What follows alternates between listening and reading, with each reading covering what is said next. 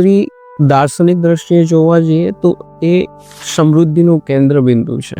શિક્ષણ, સ્વાસ્થ્ય, આ બધી જ વસ્તુઓ એની સાથે સંલગ્ન છે. મેનાર્કી એટલે શું? મેનાર્કી એટલે આપણે સમજીએ તો જેને પ્રથમ માસિક અથવા તો પ્રથમ રજો દર્શન કહેવાય. ઓકે, જે મેનાર્કી વિષય છે એમાં પણ ઘણી બધી માન્યતાઓ અને ઘણી બધી ગેરમાન્યતાઓ છે. તો આ માન્યતાઓ અને ગેરમાન્યતાઓ કઈ કઈ છે? સૌથી પહેલી તો કે 12 વર્ષે આવી જવું જોઈએ, 13 વર્ષે નથી આવ્યું તો કેમ નથી આવ્યું. તો પહેલી એ સૌથી મોટી કે 12 થી 16 વર્ષની ઉંમરમાં કોઈ પણ દરેકને અલગ અલગ રીતે આવતું હોય, એ સૌથી મોટી ગેરમાન્યતા છે. બીજી જે મોટી ગેરમાન્યતા જે આપણી સોસાયટીમાં ચાલી રહી છે કે પહેલું માસિક હંમેશા પીડાદાયક જ હોય. કોઈ જરૂર નથી. કોઈકને એકદમ સ્મૂથલી જતું રહે, કોઈકને પીડાદાયક હોઈ શકે. આયુર્વેદ મુજબ સ્ત્રીની જે માસિક ચક્રની સાયકલ છે તો એના જે વોર્નિંગ સાઇન આપણે કહીએ તો સામાન્ય કયા લક્ષણો છે? પહેલું, તમારી આખી રૂટીનને ડિસ્ટર્બન્સ કરી રહ્યું છે, એટલું સખત દુખાવો થઈ રહ્યો છે તો આ પહેલું વોર્નિંગ સાઇન છે. સેકન્ડ મોસ્ટ થિંગ કે બ્લીડિંગ આવી રહ્યું છે, 5-6 દિવસ 7 દિવસ સુધી આવી રહ્યું છે, એ નોર્મલ છે. પણ 7 દિવસથી વધારે થઈને આવી રહ્યું છે તો એ નોર્મલ નથી. આજની આજે વ્યસ્ત જીવનશૈલી છે એમાં સ્ત્રીઓ પોતાનું સ્વાસ્થ્ય જાળવવા માટે શું પગલાં લઈ શકે? નમસ્કાર મિત્રો, જય જય ગરવી ગુજરાત. મિત્રો, આજે તમારી માટે એક નવી પોડકાસ્ટ લઈને તમારી સમક્ષ ફરીથી ઉપસ્થિત થયો છું. આજની પોડકાસ્ટ એ ખાસ છે કારણ કે આજની પોડકાસ્ટ એ સ્ત્રીઓ માટે છે. મિત્રો, જ્યારે વાત સ્ત્રીની આવે ત્યારે આપણે કહી શકીએ છીએ કે મહિલાઓ એ માત્ર પરિવારનું કેન્દ્ર નથી, પરંતુ સમગ્ર સમાજના સ્વાસ્થ્ય અને સમૃદ્ધિનું કેન્દ્ર છે. મિત્રો, મહિલાઓ ક્યારે પોતાના માટે જીવતી જ નથી હોતી, એ જીવે છે પોતાના પરિવાર માટે. મિત્રો, આ એમના જીવનકાળ દરમિયાન આયુર્વેદ મુજબ જો જોવા જઈએ તો એ ઘણી ખરી એમની જે જીવનની જે જર્ની હોય છે એમાં ઘણા ખરા પડકારોનો સામનો કરતી હોય છે. જેમ કે એનોપોઝ થઈ ગયો, શારીરિક માનસિક જે પડકારો, હોર્મોનલ સાથેના જે બદલાવ હોય એ હોર્મોનલ પડકારો એમનો પણ એ ખૂબ સામનો કરતી હોય છે. તો મિત્રો, આજે આપણે આ દરેકે દરેક પ્રશ્નો, દરેકે દરેક માહિતીને સમજવા જઈ રહ્યા છીએ. અને આજે મિત્રો એના માટે ખાસ કે કિશોરાવસ્થામાં શું સ્ત્રીઓએ ધ્યાન રાખવું જોઈએ, સગર્ભાવસ્થા દરમિયાન શું ધ્યાન રાખવું જોઈએ અને એમાં સંભાળનું શું મહત્વ છે, મેનોપોઝ પછી જે સ્ત્રીઓના હાડકાં નબળા પડી જતા હોય છે, એમના થોડી હૃદયની સમસ્યા આવતી હોય છે, તો એમાં શું ધ્યાન રાખવું જોઈએ, જેવું બહુ જ એક ખૂબ જ સુંદર માહિતી આજે મળવાની છે.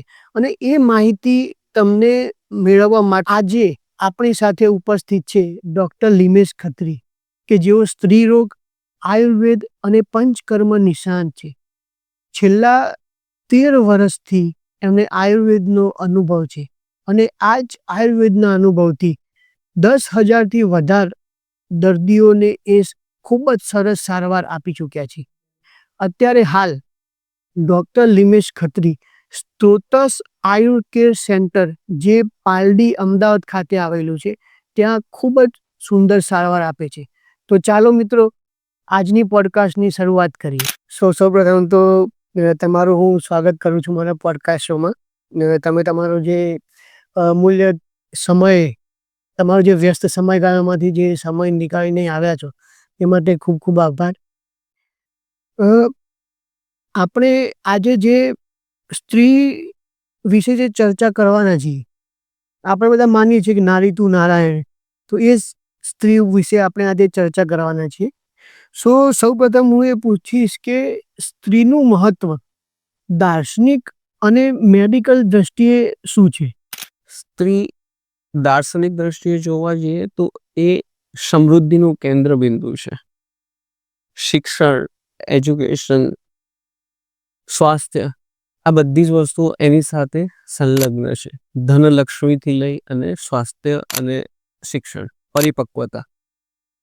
વિજ્ઞાનની દ્રષ્ટિએ જોવા જઈએ તો સ્ત્રીનું પોતાનું એક શરીર કે જે આખી એક હોર્મોનલ સાયકલ્સની અંદર જે છે કે દર મહિનેથી મહિને ઇન્વોલ્વ થઈ રહ્યું છે. જ્યારેથી એનું માસિક આવવાની શરૂઆત થાય છે ત્યારથી લઈને આગળ સુધી વધી તો એના શરીરમાં દર મહિને સાયક્લિક હોર્મોનલ ચેન્જીસ આવી રહ્યા છે અને એ ટાઈમની અંદર એના સ્વાસ્થ્યનું ધ્યાન આપવું એટલું જ જરૂરી છે. સ્ત્રી એ પોતે એક નવી લાઈફનું સર્જન કરવા માટે પણ એના પોતાના સ્વાસ્થ્યનું ધ્યાન રાખવા માટે પણ એટલું જ જરૂરી છે. ખાલી નવા લાઈફનું સર્જન કરે છે એટલા માટે મહત્વ નથી, પણ એનું પોતાનું સ્વાસ્થ્ય પણ સારું રહે, કેમ કે આ હોર્મોનલ્સ જે સાયકલ્સ ચાલી રહી છે તેની અંદર દર મહિનેથી મહિને જે પણ બદલાવો આવી રહ્યા છે તો એને નોર્મલાઇઝ કરવા અને એને સારી રીતના એના લાઈફના અલગ અલગ પડાવોને પૂર્ણ કરી શકે સ્વસ્થ રીતે, એ જરૂરી છે. બરાબર. આપણે એક શબ્દ એવો સાંભળ્યો છે, મેનાર્ક. તો આ મેનાર્કી એટલે શું?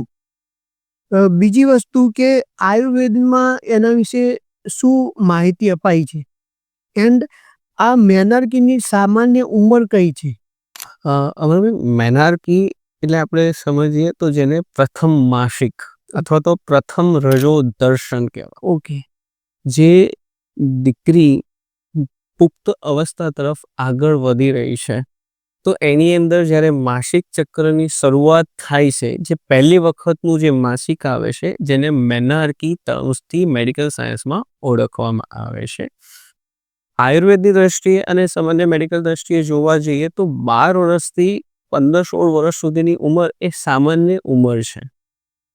દરેકને એક જ સમય આવે એવું જરૂરી નથી. દરેક અલગ અલગ રીતે જે છે, ક્યાંક 12 વર્ષે ચાલુ થાય, ક્યાંક 13 વર્ષની ઉંમરે, ક્યાંક 16 વર્ષ સુધી એ એક સામાન્ય અવસ્થા છે. ત્યાં સુધી એ આવવાની શરૂઆત થતી હોય છે. ક્લાઇમેટિક ચેન્જીસ, જેમ કે ઠંડા વિસ્તારોમાં રહેતા હોય તો થોડુંક મોડું સ્વાભાવિક છે એ ચાલુ થાય, અને ઉષ્ણ વિસ્તારોમાં રહેતા હોય તો જલ્દીથી આવવાની શરૂઆત થઈ જતી હોય છે. તો અને આ જે છે કે ટર્મ્સ એટલા માટે તેને મેનાર્કી એટલે પહેલું માસિક આપણે વર્ણન કર્યું છે. ઓકે.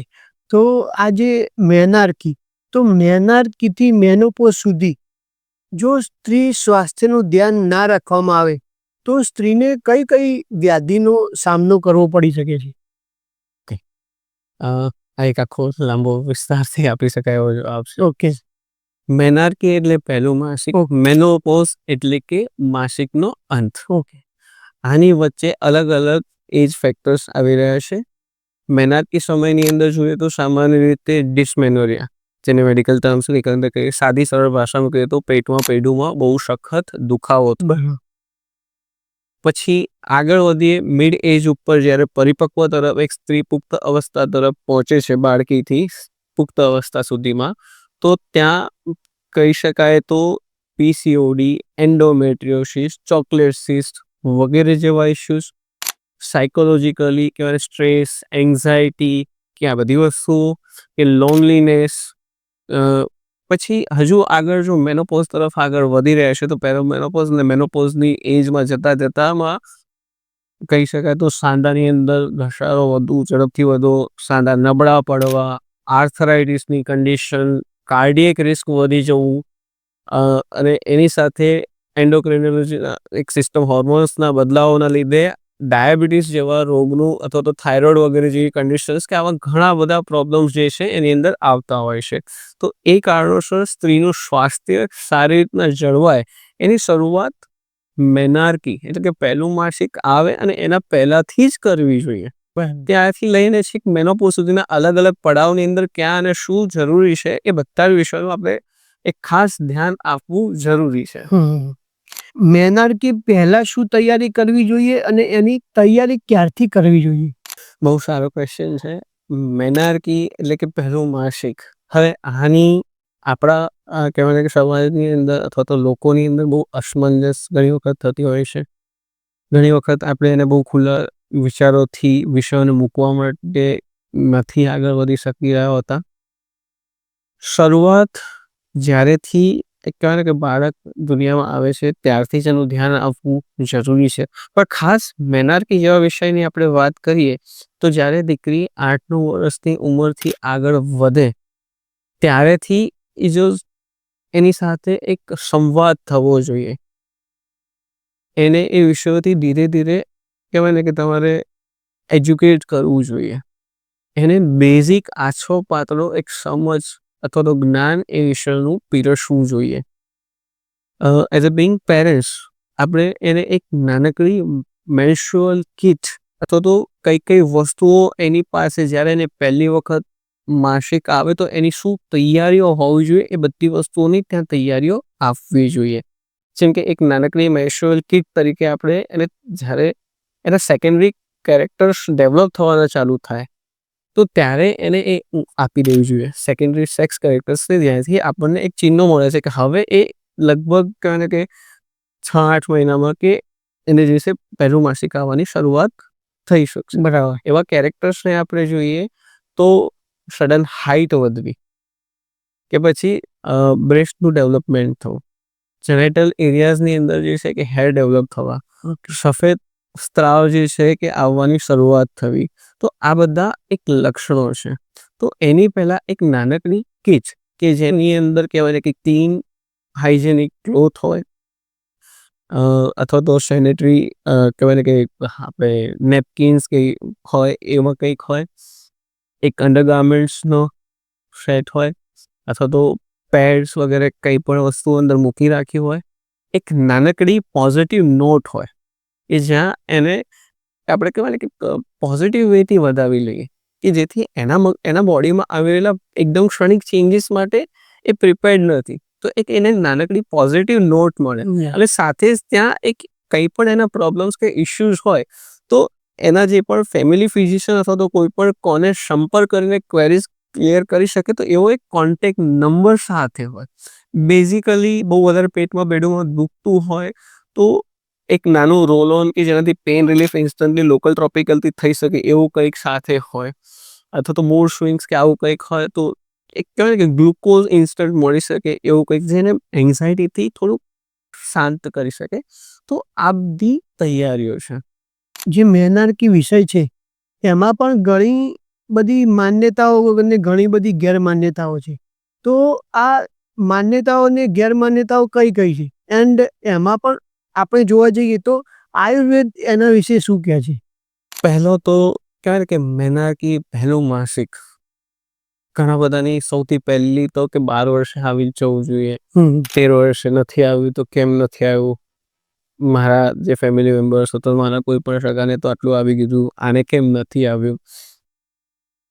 તો પહેલી એ સૌથી મોટી કે 12 થી 16 વર્ષની ઉંમરમાં કોઈ પણ દરેકને અલગ અલગ રીતે આવતું હોય એ સૌથી મોટી ગેરમાન્યતા છે. સેકન્ડ મોસ્ટ થિંગ જે સૌથી બીજી જે મોટી માન્યતા ગેરમાન્યતા જે આપણી સોસાયટીમાં ચાલી રહી છે કે પહેલું માસિક હંમેશા પીડાદાયક જ હોય. કોઈ જરૂર નથી. કોઈકને એકદમ સ્મૂથલી જતું રહે, કોઈકને પીડાદાયક હોઈ શકે. પછી કહી શકાય ને તો કહેવાય કે ઘણા બધા માઇન્ડની અંદર ઘણા બધા એક મિથ સ્પષ્ટ લઈને લોકો ફરતા હોય છે કે આપણે એક ટેબુ તરીકે જોવાનું કરીએ છીએ કે અસ્પૃશ્યતા અથવા તો કંઈક કે એક દુષ્ટિ તરીકે આવી રીતના જોતા હોય છે.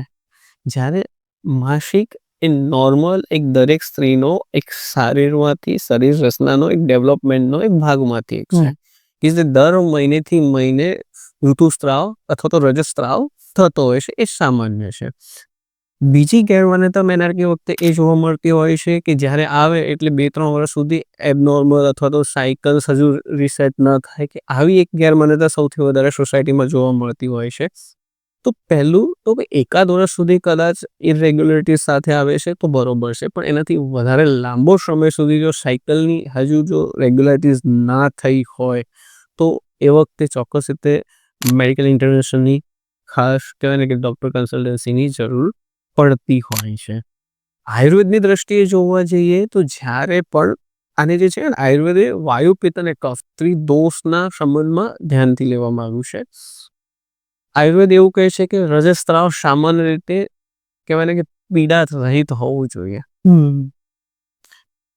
જ્યારે પીડા થઈ રહી છે તો પીડાનું મુખ્ય કારણ છે વાયુ દોષ. ઓકે, બહુ વધારે પડતો રક્તસ્રાવ થઈ રહ્યો છે, એનો મતલબ છે કે પિત્તની સાથે વાયુ દોષનું ઇન્વોલ્વમેન્ટ છે. બહુ ઓછો જે છે કે સ્ત્રાવ થઈ રહ્યો છે, કદાચ એકાદ દિવસ 2 દિવસ અથવા સ્પોર્ટ્સ વગેરે થઈ રહ્યા છે, તો એ કફની સાથે વાયુ દોષનું ઇન્વોલ્વમેન્ટ છે. તો આયુર્વેદમાં પણ બહુ સ્પષ્ટ રીતે આનું એક વર્ણન આપવામાં જ આવ્યું છે કે એની એજની પણ વર્ણન કરાયું છે, એના કહેવાય સામાન્ય અવસ્થા શું હોવી જોઈએ એ પણ કહેવાય છે. આયુર્વેદની દ્રષ્ટિએ એ સામાન્ય એક શારીરિક ક્રિયા તરીકે જ વર્ણન એનું કરવામાં આવ્યું છે. બરાબર, ખૂબ સરસ. હવે આપણે જોઈએ કે આયુર્વેદની અંદર જ આ સ્ત્રી રોગો વિશે શું કહેવામાં આવ્યું છે? આયુર્વેદમાં કહેવાય ને કે 20 પ્રકારના યોનિ વ્યાપદ વર્ણન કરવામાં આવ્યા છે. કષ્ટાર્થ, જેને આપણે અત્યારની કન્ડિશન આપણે જે અત્યારની સરળ ભાષામાં જેને સમજી શકીએ તો ડિસમેનોરિયા એટલે પેઇનફુલ મેન્सेस. અનઆર્ત એટલે કે માસિક ન આવવું, કે ઘણો સમય સુધી ડિલે થઈને આવવાળી જે કન્ડિશન્સ આપણે જોતા હોય, જેને આપણે અમેનોરિયા તરીકે જોતા હોઈએ છીએ, તો ત્યાં એની માટે શબ્દ વાપર્યો છે અનઆર્ત. કે પછી અત્યાર્ત એટલે કે બહુ વધારે પડતું માસિક આવતું હોય, તો આયુર્વેદમાં એને અત્યાર્ત વર્ણન કર્યું છે, જેને આપણે અત્યારની મેડિકલ કન્ડિશનમાં જોતા હોઈએ છીએ, તો એને કહેવાય ને કે મેનોરેજિયા કે મેટ્રોરેજિયાના ટર્મ્સથી આપણે જોતા હોઈએ છીએ. એટલે અલગ અલગ પ્રકારના જે છે યોનિ વાપદની અંદર આયુર્વેદે બહુ સરસ રીતે આખા સ્ત્રી રોગોનું વર્ણન મૂક્યું છે. બરાબર. આઉટ ઓફ ધ બોક્સ એક ક્વેશ્ચન મારા મગજમાં આવી રહ્યો છે. ઘણા કિસ્સામાં મેં એવું સાંભળ્યું છે કે કોઈ પર્ટિક્યુલરલી કોઈ સ્ત્રી હોય તો એને માસિક આવતું જ નથી એની પૂરી જર્નીમાં, હોલ લાઈફ. તો એને આપણે આયુર્વેદ એ વસ્તુને કઈ રીતે જોશે? જો આયુર્વેદની દ્રષ્ટિએ જોવા જઈએ તો પહેલા તો આનું નિદાન થવું જરૂરી છે. આયુર્વેદમાં અનાવર્તન તરીકે વર્ણન તો કરાયું છે, યોનિ વ્યાપદ યોનિ દૃષ્ટિની અંદર વર્ણન થયેલું છે. હવે આપણે અત્યારના સામાન્ય ઇલાજમાં જોઈએ તો દરેક પ્રકારની કન્વેન્શન જે પણ આપણને ટેકનોલોજીસ કે બધું જઈ રહ્યું છે, તો એની સાથે એને ધ્યાનથી ક્લેરિફિકેશન સાથે ઇન્વેસ્ટિગેશનમાં તો જવું જ જોઈએ. એ હોર્મોન્સની અંદર પ્રોબ્લેમ છે, એના ગ્રોથની અંદર, એના જીનેટિકલ ડિફોર્મિટીસથી ચાલુ થઈ રહ્યું છે, અથવા તો એના કહેવાય ને કે જનરલ જે ન્યુટ્રસને એ એટલા પ્રોપરલી ડેવલપ થયા છે કે નથી, પિટ્યુટરી ગ્લેન્ડમાં કે ત્યાં તો ક્યાંય ડિસ્ટર્બન્સ કે ત્યાં કોઈ ઇશ્યુઝ તો નથી ને. એટલે એ વસ્તુઓને જોવું બહુ જરૂરી છે. રાઈટ. ત્યારે જ આપણે એની પાછળ કઈ રીતના અને શું યોગ્ય રીતે આગળ ચિકિત્સા પોસિબલ છે કે નહીં એ જોઈ શકીશું. બિકોઝ આ પ્રશ્ન એટલા માટે મારા મગજમાં આવ્યો કે આપણે એવું સાંભળ્યું છે કે જ્યારે પણ સ્ત્રીને પ્રથમ માસિક આવે ત્યારે પરિવારમાં એક કહેવાય કે જે ઓલ્ડ જે સ્ત્રીઓ હોય છે એ એવું વિચારતી હોય કે ભાઈ આને પ્રથમ માસિક આવ્યું તો હવે એ સંતાન પ્રાપ્તિ માટે કેપેબલ થઈ છે એમ. તો કદાચ કોઈને માસિક ના આવતું હોય તો જે તમે જે વર્ણન કર્યું એ પ્રમાણે એ પ્રિકોશન લઈ શકે એમ. એ બિલકુલ જરૂરી છે. અને આપણે જે અત્યારે તમે જેવું કહ્યું કે જ્યારે પહેલું માસિક આવ્યું એટલે કે તમે કહેવાય ને કે સંતાન પ્રાપ્તિ માટે કેપેબલ થયા, તો આયુર્વેદ એવું નથી સ્વીકારતું. અચ્છા. આયુર્વેદ એવું કહે છે કે એની એક સાયકલની હજુ શરૂઆત થઈ છે, એ પરિપક્વ અવસ્થા સુધી નથી પહોંચી. ઓકે. એ જે છે કે કુમારી તું કહેવાય ને કે કુમારીની એક પરિપક્વતાની અવસ્થા સુધી ન પહોંચે ત્યાં સુધી સપોઝ ગર્ભનું જો ધારણ કરવામાં આવે તો ઘણી બધી એનામોલી સાથે બાળક આવવાની શક્યતા, અથવા તો ગર્ભની અંદર જ બાળક જે છે કે એનું મૃત્યુ થવું, કે એવા ઘણી બધી વસ્તુનું વિસ્તારથી આયુર્વેદે વર્ણન કર્યું છે. તો પહેલું માસિક આવવું એટલે કહેવાય ને કે એ દીકરી જે છે ગર્ભ ધારણ કરવા માટે તૈયાર થઈ ચૂકી છે, તો એ સ્ત્રી પુખ્ત થઈ ગઈ છે એવું. ઓકે. એની પરિપક્વતા આવ્યા પછી જ જે છે કે કહેવાય ને ગર્ભ ધારણ કરવા માટેનો વિચાર કરી શકાય. તો આ પણ એક મિથ છે, અથવા તો આ પણ એક ટેબુ છે. Okay. Thank you so much. રજસ્વલા પરિચર્યા અને એનું શું મહત્વ છે? બહુ જ મહત્વ છે. રજસ્વલા પરિચર્યા એટલે કે માસિક આવે અને એ દરમિયાનની રખાતી પરિચર્યા. આયુર્વેદે એવું કહ્યું છે કે પહેલા 3 દિવસ સુધી આનું બહુ જ નિયમપૂર્વક ધ્યાન આપવું જોઈએ. રજસ્વલા પરિચર્યા શું છે? તો બહુ વધારે પડતું એક્ઝેગરેટ થાય એવું વર્ક ન કરવું, બહુ વધારે પડતું કહેવાય ને કે એક્સરસાઇઝ વગેરે ન કરીશ, ખાવાની અંદર ખોરાક તરીકે બહુ હળવો લઘુ સુપાચ્ય આહાર જ લઈએ. વિશેષ રૂપે આયુર્વેદમાં એવું કહેવાયું છે કે શાલિધાન્ય એટલે કે ચોખા અને એમાંથી બનતી વાનગીઓ કે જે પચવામાં સરળ છે. ઓકે. બીજું આયુર્વેદ એવું કહે છે કે સાલી એટલે કે રાઈસ જે છે ને એનો જે કમ્પોઝિશન એ કહેવાય ને ગર્ભાશયને મજબૂતીને બળ આપવાનું કામ કરે છે. અથવા તો મગ છે, મગનું પાણી છે, સૂપ વગેરે જે છે, સ્નેહની અંદર થોડું ઘી અથવા તો તલનો તેલનો પ્રયોગ, નહાવાની અંદર ગરમ પાણીથી જ નાહવું જોઈએ. બહુ વધારે પડતું એકદમ કોલ્ડ વેધર કે કોલ્ડ એક્સપોઝર ના કરી કે બહુ વધારે ચિલ્ડ એન્વાયરમેન્ટ એસીનું કરીને બેસવાનું કે એવું અવોઇડ કરીએ. આયુર્વેદ એવું કહે છે કે કુશ એટલે કે શણની જે કુશની એક આખી જે ચટાઈ કે હોય એની ઉપર શું કે આવા એના કહેવાય ને કે ધ્યાન આપવાનું કહ્યું છે. 2015ની અંદર જ એક ડેન્ટલ મેડિકલ કોલેજની અંદર આની ઉપર ઇવન એક સ્ટડી થયો હતો. 6 મહિના સુધી કન્ટિન્યુઅસલી કેટલાક ગ્રુપને સ્પેસિફિકલી જે આયુર્વેદમાં કહેવાય છે એ પ્રકારની રજસ્વલા પરિચર્યા પાલન કરવાનું કહ્યું. અને ત્યાં જે છે કે ચેન્જીસ શું આવી રહ્યા છે તો એ જોવા મળ્યું. જેમને બહુ વધારે પેટમાં દુખાવો થવો, સાયક્લિક ઇરેગ્યુલારિટીઝ, મૂડ સ્વિંગ્સ, ઇરિટેશન થઈ રહ્યું હતું, કે જેમના સાયકલ્સ કદાચ કહેવાય ને કે 15-20 દિવસે 22 દિવસે આવી રહ્યા હતા અને આવ્યા પછી બી 7-8 દિવસ 9 દિવસથી વધારે ચાલી રહ્યા હતા. બહુ સખત દુખાવો, સાયકોલોજીકલ ઇસ્યુઝ થઈ રહ્યા હતા. તો હવે ત્યાંથી ત્યાં સુધી 6 મહિનામાં બદલાવ જોયો કે anxiety, mood swings, panic attacks ઓછા અથવા તો બંધ થઈ ગયા હોય. કે જે સાયકલની ઇરેગ્યુલરિટી 20 દિવસે 25 દિવસે અથવા તો બહુ લાંબો ડિલે થઈને આવતી હતી એ રેગ્યુલર 30-35 દિવસની વચ્ચે આવતી ચાલુ થઈ ગઈ. કે પેટમાં દુખાવો એ નેગ્લિજિબલ અથવા તો બહુ જ કહેવાય ન અથવા તો નેગ્લિજિબલ હોય ત્યાં સુધી પહોંચ્યો અને ઓવરઓલ એમને કહેવાય ને પ્રોડક્ટિવિટી વધી. તો આવો એક કહેવાય ને કે મેડિકલ સાયન્સની અંદર એક આયુર્વેદની રજસ્વલાને લઈને કહેવાય ને કે ટ્રાયલ પણ લેવાનું જ્યાં પણ એમને બેનિફિટ્સ મળે છે. એટલે રજસ્વલા પરિચર્યા ખાલી આયુર્વેદમાં કહેવાય છે એવું નથી, પણ એને જો સાચી રીતે આપણે જો પાલન કરીશું ને તો આપણા જે સમસ્યાઓ જે આપણે જોઈ રહ્યા છે એનાથી ચોક્કસ આપણે આગળ નીકળીશું. એટલે આવો વાળી સમસ્યાઓથી બચવું છે ને તો આને આપણે ધ્યાનથી જો પાલન કરીએ તો આપણને બહુ જ મદદ કરે છે. બરાબર, ખૂબ સરસ. સ્ત્રીની જે અલગ અલગ ઉંમર છે તો એની આ અલગ અલગ ઉંમરની અવસ્થામાં એને સામાન્યપણે એને શું ધ્યાન રાખવું જોઈએ? જો અહીંયા આપણે કહેવાય કે અલગ અલગ એજ ફેક્ટર્સને ધ્યાનમાં રાખીએ તો પહેલા તો આપણે જેને કન્યા કે ગૌરી કે એ કહેતા હોઈએ, બરાબર. આપણે ત્યાં અલગ અલગ તહેવારોનું પણ જે મહત્વ આપ્યું છે એમાંથી અહીંયા એક તમને વાત કરું તો ગૌરી વ્રત. ઓકે. તો એ દરમિયાન હમણાં રિસેન્ટલી જ પૂરું થયું છે. હવે એ ચોમાસાની સિઝનમાં આવતું હોય ત્યાં તૈયારીઓ એવી કરાવવામાં આવે કે અલ્પ લવણ એટલે કે ઓછું નમક હોય અથવા તો અલવણ કે બિલકુલ નમક ન હોય એવો ખોરાક. બરાબર. પછી આપણે કહેવાય ને કે ઝવેરાનું જે છે કે એ વખતે ઉછેર કરાવડાવતા હોય દીકરીઓ પાસે. હવે ઝવેરાનું ન્યુટ્રિશનલ જો આપણે જોઈએ તો એ લોહ તત્વ વધારવામાં કામ કરે છે. આયુર્વેદના પ્રમાણે રસ અને રક્ત ધાતુની પુષ્ટિ કરવામાં કામ કરતું હોય છે. જ્યારે આયર્ન ડેફિશિયન્સી આપણે એવું કહ્યું કે ઝવેરાનું પાણી સારું, તો એ દીકરીને કહેવાય ને કે સવારે જે આપણી પાસે તાજા ઉછેર કર્યા છે તો એને રોજ કે આપણે મલ્ટીપલ કહેવાય ને કે એના કુંડ બનાવતા હોઈએ તો એ દરેક દિવસે આપવા માટે જરૂરી છે.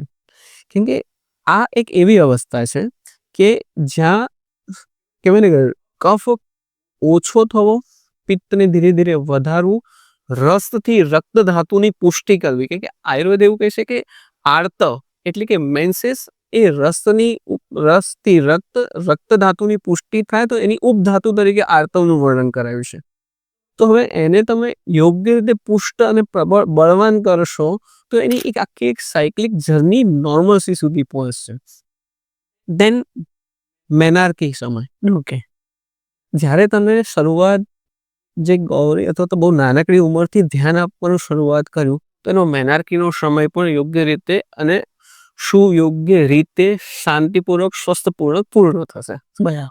એને કઈ ખાનપાનનું ધ્યાન આપવાનું, એની લાઈફસ્ટાઈલમાં કેવા ચેન્જીસ, કેમ કે આજે આપણે જોઈ રહ્યા છીએ કે જંક ફૂડનું પ્રમાણ, જો 2 પ્રકારની સોસાયટીઝ આપણી આસપાસમાં ચાલી રહી છે. એક છે માલન્યુટ્રિએટેડ, કે ઘણા લોકોને કુપોષણ જે છે, અને ઘણા લોકો એવા છે કે જેના લોકો કહેવાય ને કે ડાયટ્સ લઈ રહ્યા છે અથવા તો જંક ફૂડ કે પછી કહેવાય ને કે પ્રોસેસ ફૂડનું પ્રમાણ વધી રહ્યું છે. રાઈટ.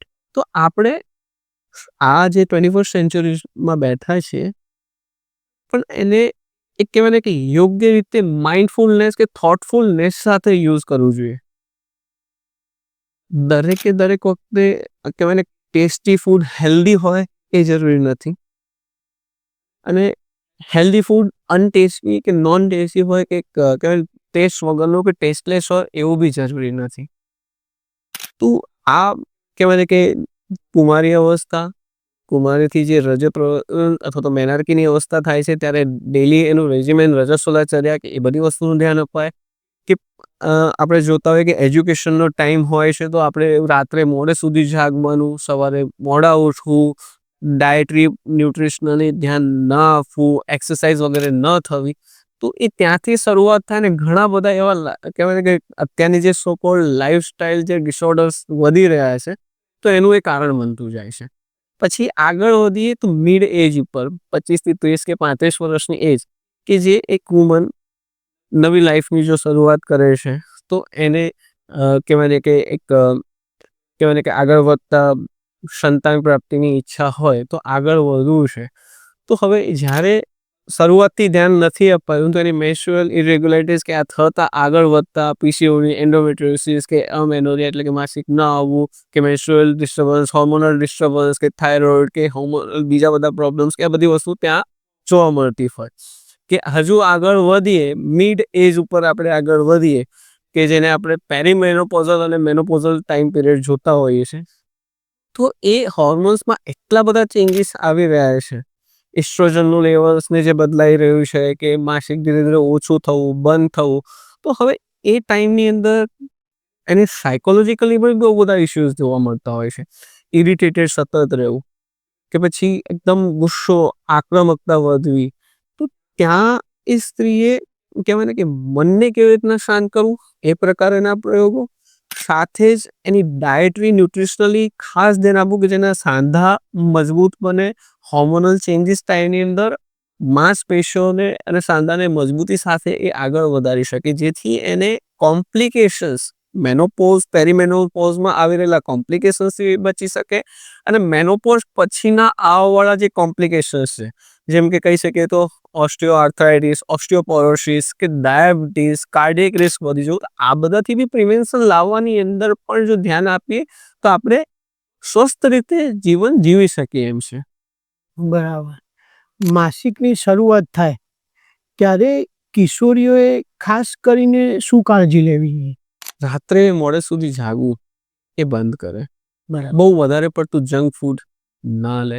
હાઈલી પ્રોસેસ્ડ ફૂડ, કેમ કે આપણે જનરલી જોતા હોય કે કિશોર અવસ્થામાં આગળ વધતાની સાથે કહેવાય ને કે 10-12ની સ્કૂલિંગ ટાઈમ હોય એટલે એક્ઝામિનેશન ને કરિયરના ગ્રોથ ને ત્યાં આપણે બહુ વધારે ફોકસ થઈએ છીએ, પણ આપણને એ નથી ખબર કે આપણા શરીરનો બી એક મિડ ફેઝ સુધીનો એક ગ્રોથનો એક પાયો અહીંયા એ પણ નકાર્યો છે.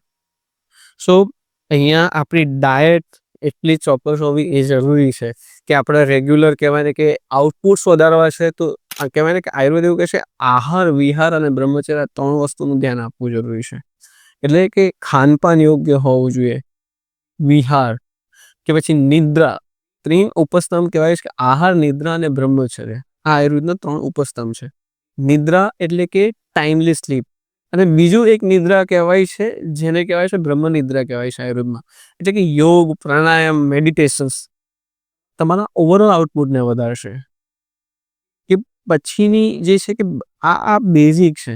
તો આને તમે જો ધ્યાન આપો ને કે તમારું ડાયટ યોગ્ય રીતે જાય, તમારું રેગ્યુલર થોડી ખાડી એક્સરસાઇઝ વગેરે થાય, ટાઈમલી સ્લીપિંગ પેટર્ન્સને બનાવીએ, તો આપણને ઓવરઓલ એક હેલ્થ બેનિફિટ્સ આપે. બરાબર. આજકાલ જોઈએ તો પીસીઓડીનું પ્રમાણ ખૂબ જ વધી રહ્યું છે. તો હું સૌ પ્રથમ તો તમને એ પૂછીશ કે આ પીસીઓડી એ શું છે? અને આ જે અત્યારે એનું પ્રમાણ ખૂબ વધી રહ્યું છે, એનું શું કારણ? ચોક્કસ. આપણે અત્યારે જે પ્રમાણે બધી ચર્ચા કરી કે ભાઈ કિશોરીઓએ શું ધ્યાન આપવું અથવા તો રજસ્વલાચર્યા, કે આ બધી વસ્તુને જ્યારે ધ્યાન નથી અપાયું ત્યાં, અથવા તો લાઈફસ્ટાઈલ મેનેજ નથી થઈ રહી ત્યારે આ પ્રોબ્લેમ થતા હોય છે. જો કે પીસીઓડી નામને આપણે સમજીએ તો પોલિસિસ્ટિક ઓવેરિયન ડિસીઝ અથવા તો પોલિસિસ્ટિક ઓવેરિયન સિન્ડ્રોમ આ તરીકે જણાતો હોય છે. એના લક્ષણો સમજીએ તો માસિકની અંદર અનિયમિતતા થવી, માસિક ઘણા લાંબા સમય સુધી બંધ રહેવા સુધી જવું, કે પછી મૂડ સ્વિંગ્સ વગેરે એમાં જોવા મળવા, કે એની સાથે સ્કિનના પ્રોબ્લેમ્સ જેમ કે માસિક વખતે કહેવાય કે માસિક પહેલાં અથવા તો માસિક દરમિયાન કે માસિક પછી ઘણી બધી વખત જે છે કે એક્નેઝ, કે જેને આપણે આયુર્વેદમાં પીડિકા તરીકે વર્ણન કર્યું છે એ જોવા મળવું, કે હેરફોલ થવા, કે આવા અલગ અલગ લક્ષણો એના હોતા હોય છે. પણ મુખ્ય લક્ષણ તરીકે જોઈએ તો માસિકની અંદર બહુ વધારે અનિયમિતતા થવું. બરાબર. હવે આનું કારણ વધવા પાછળનું જે આપણે જોઈએ તો એક છે જેનેટિકલી, વારસાની અંદર પણ ઘણી વખત જોવા મળતું હોય, પણ એથી વિશેષ જે મુખ્ય તરીકે અમે પ્રેક્ટિસમાં જોતા હોઈએ છીએ, જ્યારે હિસ્ટ્રી લેતા હોય ત્યારે લાઈફસ્ટાઈલ ફેક્ટર્સ, અર્બનાઇઝ લાઈફસ્ટાઈલ ફેક્ટર્સ એ બહુ વધારે ભાગ લઈ રહ્યા છે. પ્રિવેલન્સ જોઈએ તો અત્યારની તારીખમાં કહેવાય ને કે આપણી માટે સૌથી મોટો ચેલેન્જ એ છે કે દર 10માંથી 3 થી 4 સ્ત્રીઓનાથી અફેક્ટેડ છે, કે જે નોન છે. ઘણી એવી છે કે જ્યાં હજુ સુધી એ લોકો રેકોગ્નાઇઝ થયા છે, નથી થયા, ડાયગ્નોસિસ થયું છે, નથી થયું, એમના પ્રોબ્લેમ્સને એ કહેવાય કે લઈને ઘરમાં પણ શેર ઘણી વખત નથી કરતા, અથવા તો એને લઈને એ ક્યારે મેડિકલ ઇન્ટરવેન્શન નથી લઈ રહ્યા. એટલે આ નંબર્સ વધી રહ્યા છે અને એ આપણી માટે કહેવાય ને ગર્વનો વિષય નથી. આ એક બહુ મોટો ચિંતાનો વિષય છે કે આ પીસીઓડી એટલે ખાલી માસિક રિલેટેડ નથી, એ તમારા આખા શરીરના એક ઓવરઓલ એન્ટાયરલી હોર્મોન સિસ્ટમને ડિસ્ટર્બ કરી રહ્યું છે, કે જે આગળ જતા કાર્ડિયક રિસ્ક પણ વધારી શકે છે, ડાયાબિટીસ પણ લાવી શકે છે અને બીજા ઘણા બધા રિસ્ક ફેક્ટર્સ પણ ક્રિએટ કરી શકે છે. બરાબર. તો અહીંયા લાઈફસ્ટાઈલ અગેન મેજર ફેક્ટર તરીકે કામ આપી રહ્યું છે. પેકેજ ફૂડ, પેસ્ટિસાઇડ્સ વાળું જે ડાયટ આવી રહ્યું છે તે, ક્લાઇમેટિક ચેન્જીસ જે થઈ રહ્યા છે તે, આપણી જે જીવનશૈલીની અંદર આપણે જોઈએ તો બહુ વધારે પડતા કોસ્મેટિક્સ, અને એમાં ઘણા બધા એવા જે કહેવાય કોસ્મેટિક્સ કે ફ્યુમ્સ છે, અથવા તો સ્મેલ્સ, ફ્રેગ્રન્સ, કે એ પણ ઘણી બધી વખત કે હિસ્ટ્રી લેતા જોવા મળે કે અમુક સર્ટન કાઇન્ડ ઓફ જેમ કે લિપસ્ટિક છે, અથવા તો પછી ફ્રેગ્રન્સ વગેરે કંઈ યુઝ થતી હોય, કે ઘણા બીજા બધા ટેલ્કમ પાવડર્સ કે ત્યાં પેરાબિન કે એવા કેટલાક એવા સિન્થેટિક જે કેમિકલ્સ યુઝ થતા હોય કે જે સીધા હોર્મોન્સની ઉપર કહેવાય કે ઇમ્પેક્ટ આપી આવશે, અને એ પણ કારણ બની રહ્યા છે. તો આપણે બહુ પોતાની કહેવાય ને કે શરીરને લઈને સચેત બનીએ, ઉજાગર બનીએ અને દરેક વસ્તુને બહુ સિલેક્ટિવલી ચૂઝ કરીએ, એ બહુ જરૂરી છે. અને મારે એક સોસાયટીને અથવા તો આસપાસ આપણી આસપાસના જે લોકો છે એમને મારે એક વિષય આપવો, કહેવાય ને કે મેસેજ કન્વે કરવો છે કે બહુ રાત્રે મોડે સુધી જે જાગવાની જે આદત, અથવા 10th એક્ઝામ છે, 12th એક્ઝામ છે, કોલેજ ટાઈમની અંદર લેટ નાઇટ પાર્ટીઝ કરવી છે, એના હેલ્ધી ઓપ્શન્સ થઈ શકે એમ છે. રાત્રે 2 વાગે પાર્ટી પૂરી કરવાની જગ્યાએ રાત્રે 3 વાગે તો 4 વાગે આપણે પાર્ટી ચાલુ કરી શકીએ એમ છે. યોગા પાર્ટી કરી શકાય એમ છે. અને મલ્ટીનેશનલ બ્રાન્ડ્સ ઇન્ડિયાની અંદર કરી ચૂકી છે, બહુ સક્સેસફુલી કરી ચૂકી છે. તો આપણે આજુબાજુના યુથને, કેમ કે ઇન્ડિયા એક યુથ પાવર છે, તો એને રાઈટ ડિરેક્શનમાં લઈ જવું એ જરૂરી છે. 100%. પીસીઓડીના જેમ જ આ જે એક બીજું પણ એક મેં સાંભળ્યું છે, પીસીઓએસ, તો આ પીસીઓડી ના જેવું જ છે પીસીઓએસ કે કંઈ અલગ છે? બંને સેમ જ છે, ઓકે. કંઈ એનો ડિફરન્સ નથી. એટલે એ બહુ વધારે કંઈ એવા ડિફરન્સીસ. સ્ત્રીની જે માસિક ચક્રની સાયકલ છે તો એના જે વોર્નિંગ સાઇન આપણે કહીએ, બરાબર, તો આયુર્વેદ મુજબ એના જે વોર્નિંગ સાઇનના જે સામાન્ય લક્ષણો કહેવાય, તો એ કયા લક્ષણો છે? ચોક્કસ. આ જે કહેવાય ને કે મેન્સ્ટ્રુઅલ સાયકલ એના વોર્નિંગ સાઇન્સ અથવા તો અલર્ટ સાઇન્સ એને આપણે કહી શકીએ. પહેલું, દુખાવો. આપણે એક સોસાયટીમાં એવું કહી દઈશું કે કોમન છે, પીરિયડ પ્રોબ્લેમ. એ થાય છે, જરૂર નથી.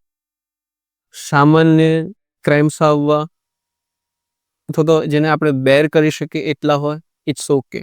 પણ તમારી આખી રૂટીનને ડિસ્ટર્બન્સ કરી રહ્યું છે ને એટલું સખત દુખાવો થઈ રહ્યો છે, તો આ પહેલું વોર્નિંગ સાઇન છે. સેકન્ડ મોસ્ટ થિંગ, કે બ્લીડિંગ આવી રહ્યું છે 5-6 દિવસ 7 દિવસ સુધી આવી રહ્યું છે, એ નોર્મલ છે. પણ 7 દિવસથી વધારે થઈને આવી રહ્યું છે તો એ નોર્મલ નથી. દર કહેવાય ને દિવસની અંદર 2-3 પેડ સુધી ચેન્જ કરવા પડી રહેશે, 6 કલાકે 5 કલાકે, તો એ નોર્મલ છે. પણ દર 2-2 કલાકે જો તમારે પેડ ચેન્જ કરવાની જરૂર પડે છે તો એ બિલકુલ નોર્મલ નથી. બરાબર. તમારી કહેવાય ને કે એક રૂટીન આખી ડિસ્ટર્બન્સ થઈ રહી છે. ઓકે. ક્યાંને ઉલટી, ઉબકા, સખત દુખાવો કે આ બધી વસ્તુઓ જોવા મળી રહી છે, તો આ બિલકુલ પણ નોર્મલ સાઇન નથી. હવે આયુર્વેદની દ્રષ્ટિએ જોઈએ તો અગેન અહીંયા જે કહેવાય છે કે વાયુ દોષની વિકૃતિ જે શરીરમાં વધારે હશે તો સખત દુખાવો થાય. બરાબર. જો એની સાથે પિત્તનું ઇન્વોલ્વમેન્ટ હશે તો પેટમાં બળતરા, ઉલટી, ઉબકા કે આ બધી વસ્તુઓ અથવા તો બહુ વધારે પડતું બ્લીડિંગ થવું કે એવા જોવા મળે. અને કહેવાય ને કે શરીરમાં સોજા કે આવું જો જોવા મળતું હોય તો ત્યાં કફની સાથેનું ઇન્વોલ્વમેન્ટ છે. તો સામાન્ય આયુર્વેદ એવું કહે છે કે 3-5 દિવસ, મેક્સિમમ 7 દિવસ સુધી જે છે કે બ્લીડિંગ હોય તો એ નોર્મલ છે. બરાબર.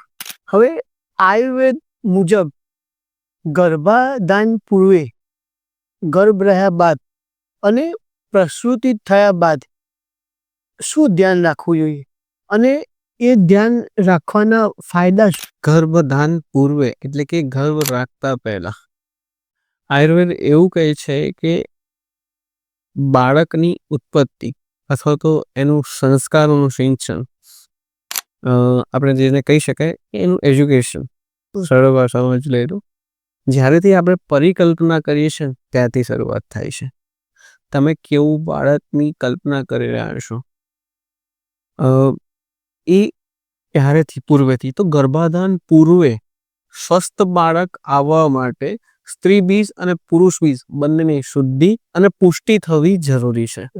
કે જે આયુર્વેદમાં કહેવાય છે શોધન, એટલે કે પંચકર્મ દ્વારા શોધન કરી અને આગળ વધુ જ્યારે પ્રી કન્સેપ્શનલી હોઈએ ત્યારે, કન્સેપ્શનનો જ્યારે આપણે પ્લાન કરતા હોઈએ એના પહેલાથી, કે ત્યાં એક કહેવાય ને કે શુક્રબલ એટલે કે પુરુષના કહેવાય સ્પર્મને ક્વોલિટી વધારી શકે એવું ડાયટરી મેજર્સ કે વુમેન્સની અંદર પણ કહેવાય ને કે એના જે એનું કહેવાય ને કે ઓવમ જે છે અથવા તો એના સ્ત્રી બીજ જે છે એને સારું બનાવીને સક્ષમ બનાવી શકે એવી ડાયટ, સાથે જ કહેવાય ને કે સાત્વિક વિચાર અથવા તો સત્વને વધારવા માટે કે સારી આત્માને તમારે ત્યાં આહવાન કરવું છે તો એની માટે યોગ, પ્રાણાયામ, મેડિટેશન વગેરે જેવી પોઝિટિવ એનર્જીસ કે યજ્ઞ વગેરે કે આનું ક્રિયા કરવી જોઈએ.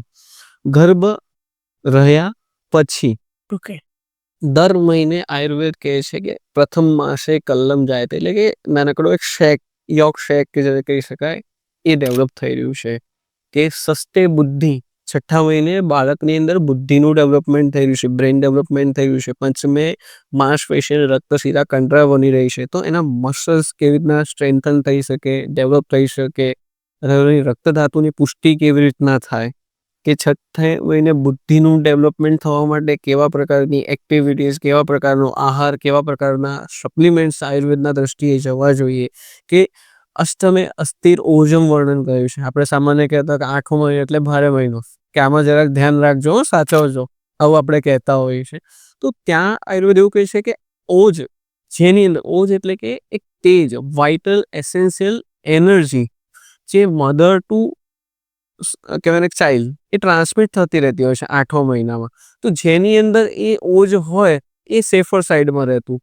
તો હવે એ ઓવરઓલ કહેવાય ને કે એ જર્નીને સ્મૂથલી આગળ લઈ જવા માટે ચોક્કસ આપણે કહેવાય ને કે ત્યાં મદરના થ્રુ ચાઇલ્ડ અને મધર બંનેનું ઓજ અને તેજ વધારવા માટે, નહીં તો પછી છેલ્લો મહિનો છે આગળ જતા પ્રસૂતિ માટે આગળ વધવું છે તો એની માટેની તૈયારીઓ, એના પેલ્વિક ગર્ડલના મસલ્સને સ્ટ્રેન્થન બનાવવા, એ પ્રકારની યોગ્ય એક્સરસાઇઝ અથવા તો એ પ્રકારની પંચકર્મની ટ્રીટમેન્ટ કે વગેરેનું પ્લાનિંગ કરવું કે જેનાથી નોર્મલસીની પ્રેગ્નન્સીના ચાન્સીસ વધી જાય.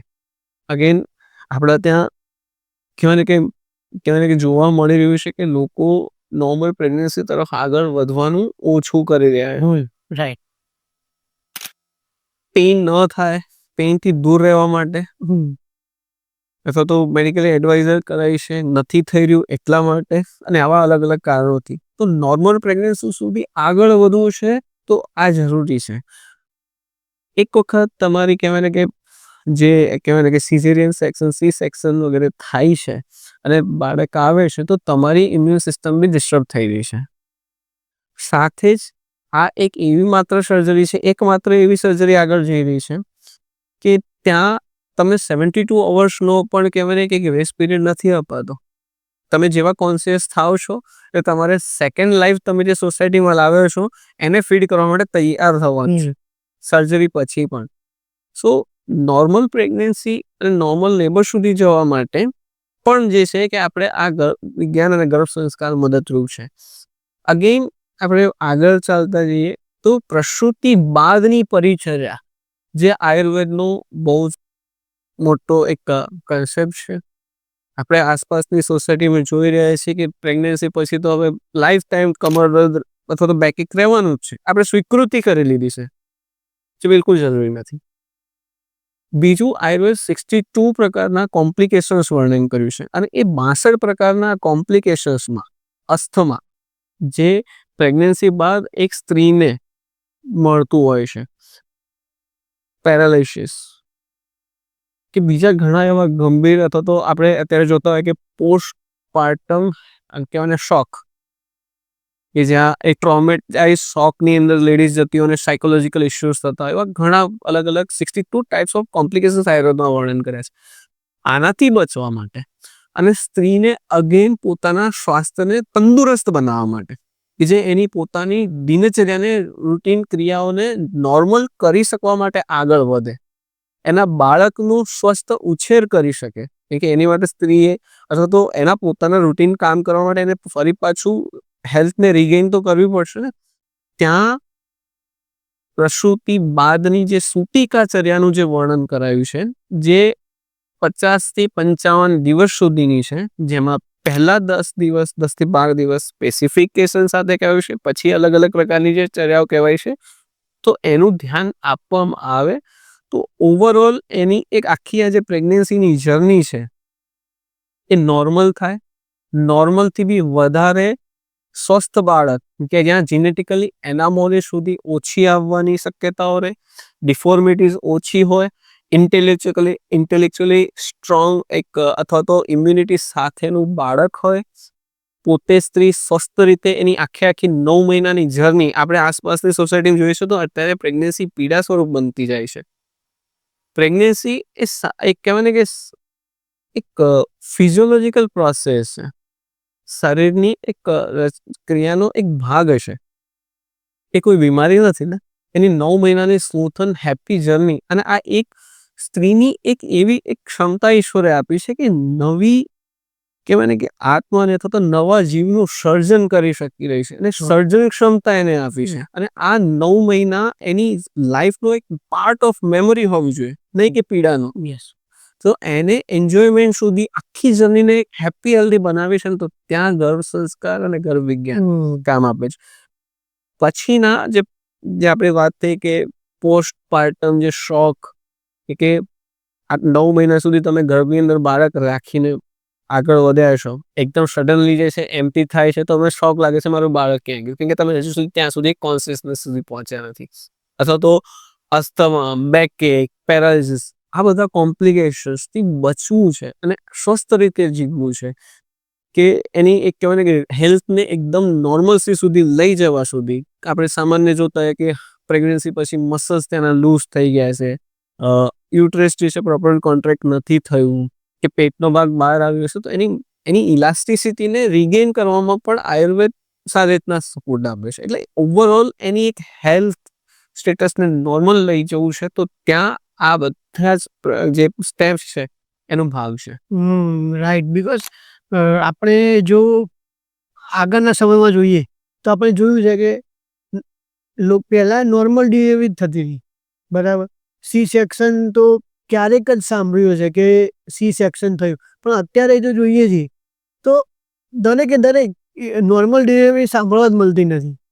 હવે આમાં આયુર્વેદની દ્રષ્ટિએ જોઈએ તો વાયુ દોષની વિકૃતિ, બહુ વધારે પડતું ટ્રાવેલિંગ, બહુ વધારે પડતી ચિંતા, રાત્રે મોડે સુધી જાગવું, કે પછી ખાનપાનની અંદર શુષ્ક જેવો ખોરાક લેવો, કે છેલ્લા કહેવાય એક્સરસાઇઝ વગેરે ન થવી, અથવા તો આપણને એવું જ કહી દેવા કોમ્પ્લિકેટેડ પ્રેગ્નન્સી ક્યાંક એવી મેડિકલ એડવાઇઝરી છે ત્યાં બરોબર છે, પણ બહુ વેસ્ટ જ કરવો, કે કશું જ ક્યાં ફિઝિકલ એક્ટિવિટીઝ ન કરવી, તો આ બધાના લીધે થઈ અને સામાન્ય પ્રેગ્નન્સી અને નોર્મલ લેબર સુધી આગળ નથી વધી રહ્યા. અને છોકરીઓ એવું પણ વિચારી રહી છે કે નોર્મલ ડિલિવરીમાં વધારે પેઇન થશે.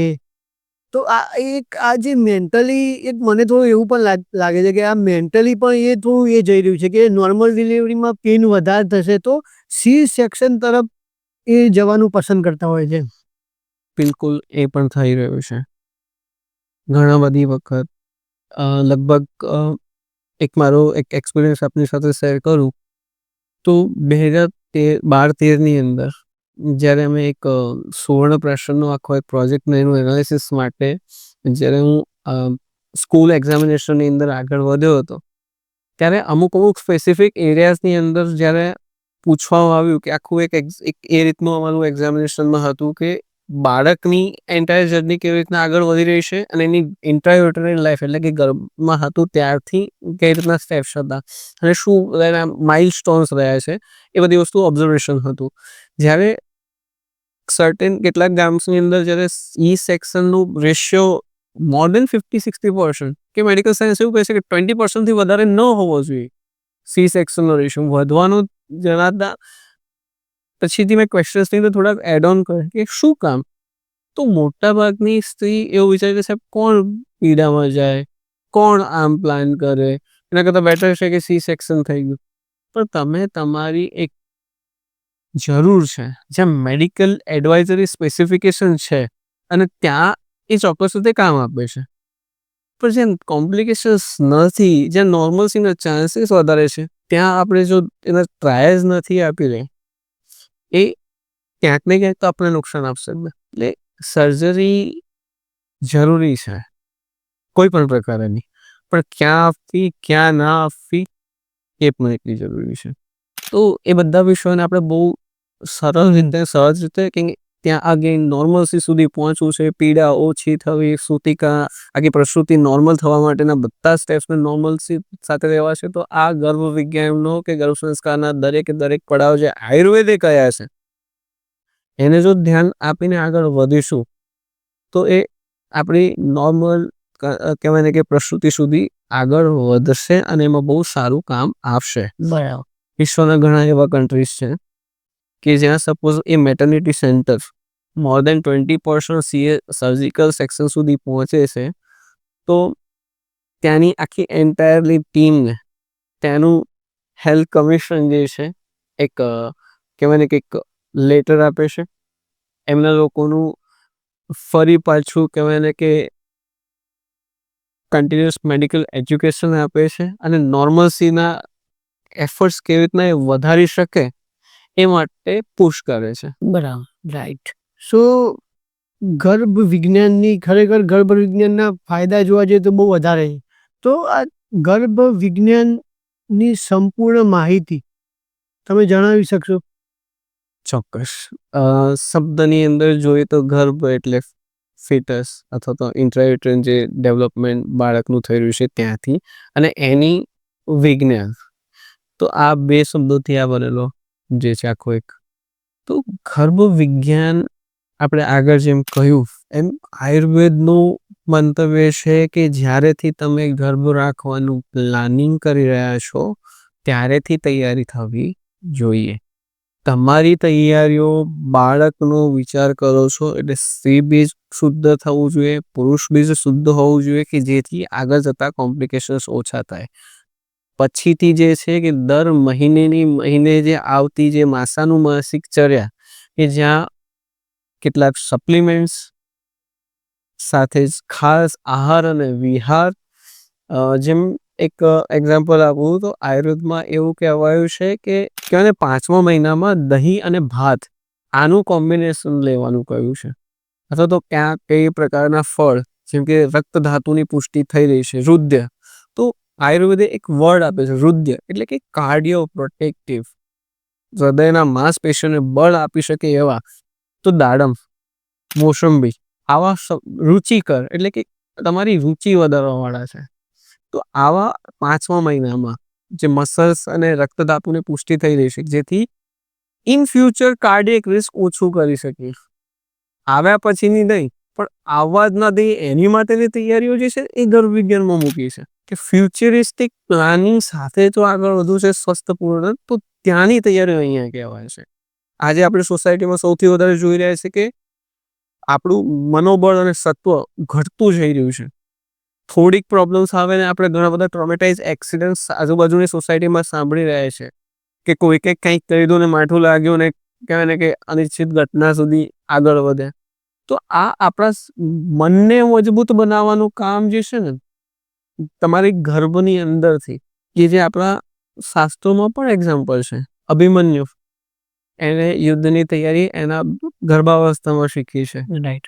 કે પછી કહેવાય ને કે શિવાજી એક ઈચ્છિત સંતતિ હતી, જીજામાં હતા, ગાર્ગી, આવા એક્ઝામ્પલ્સ છે. લોપામુદ્રા, કે આપણે કહીએ તો દાર્શનિકની અંદર સ્ત્રી એક એવી સ્ત્રી કે જેને કહેવાય ને કે સુપ્તોની, વેદોના સુપ્તોની રચનાઓ કરી છે. એટલે આ બધી વસ્તુઓ માટેની તૈયારીઓમાં ગર્ભ સંસ્કાર, ગર્ભ વિજ્ઞાન હેલ્પ કરે છે. 9 મહિનાના અલગ અલગ જગ્યાએ અલગ અલગ પડાવ છે, તો એ અલગ અલગ પડાવની અંદર ક્યાં કઈ રીતના સ્ત્રી સ્વાસ્થ્ય અને સ્ત્રી સ્વાસ્થ્ય થકી બાળ સ્વાસ્થ્ય, આપણો અત્યારે જે અભિયાન ચાલી રહ્યું છે કે કુપોષણ મુક્ત ભારત, તો એ સ્ત્રીને પહેલા પોષણ સાથે બનાવવી પડશે અને એના થ્રુ આવવાનું બાળક જે છે કે બાળકનું જે છે પોષણ ક્યાંથી શરૂઆત થાય છે, ગર્ભ થકી. બરાબર. તો ત્યાં આ ગર્ભ વિજ્ઞાન હેલ્પ કરે છે.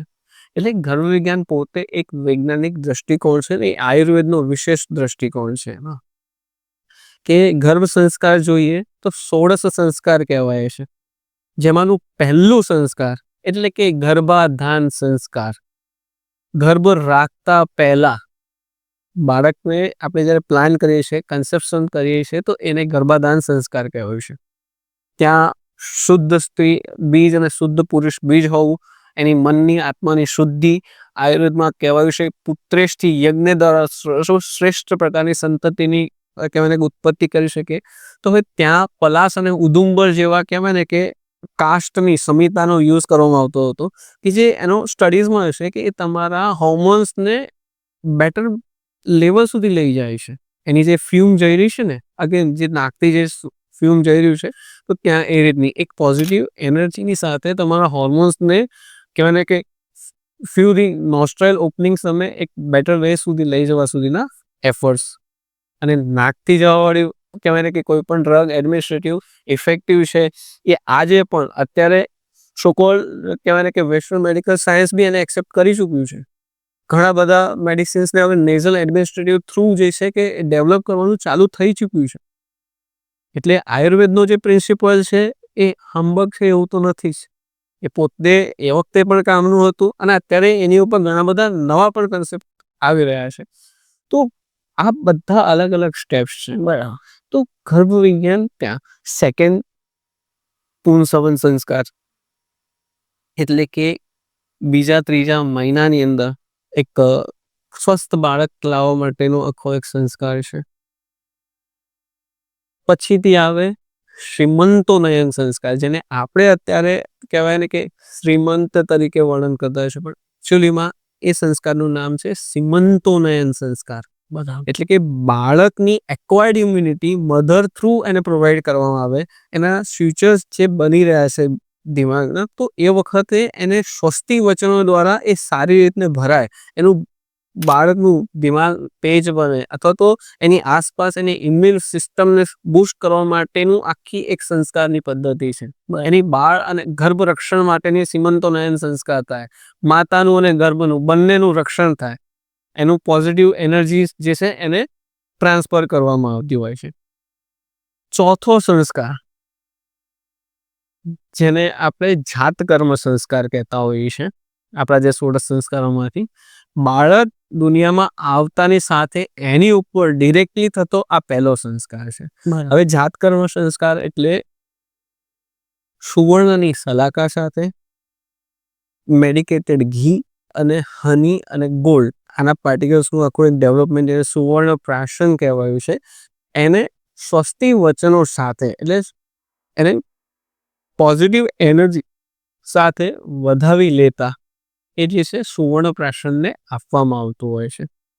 તો આ જે છે એ સુવર્ણ પ્રાશન, જે એના ઉપર જાત કર્મનો સંસ્કાર, એટલે એ માતાની સાથે છૂટું પડતાની સાથે જ એની સાથે થતો સંસ્કાર.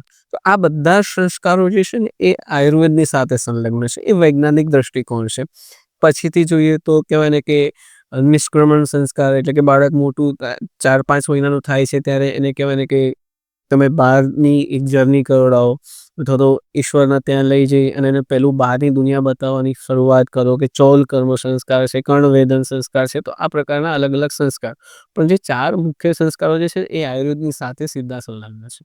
સ્ત્રી જીવનના મધ્યખંડ એટલે કે પેરીમેનોપોઝ થી લઈને મેનોપોઝ સુધીનો જે સમયગાળો છે, તો આ સમયગાળાને જે સુખેથી વિતાવવો હોય તો એમાં શું શું કરવું જોઈએ? સી પેરીમેનોપોઝ અને મેનોપોઝનો ટાઈમિંગ એટલે અરાઉન્ડ પકડી લીધો 45 થી આજની તારીખમાં આપણને જોવા મળતો હોય છે.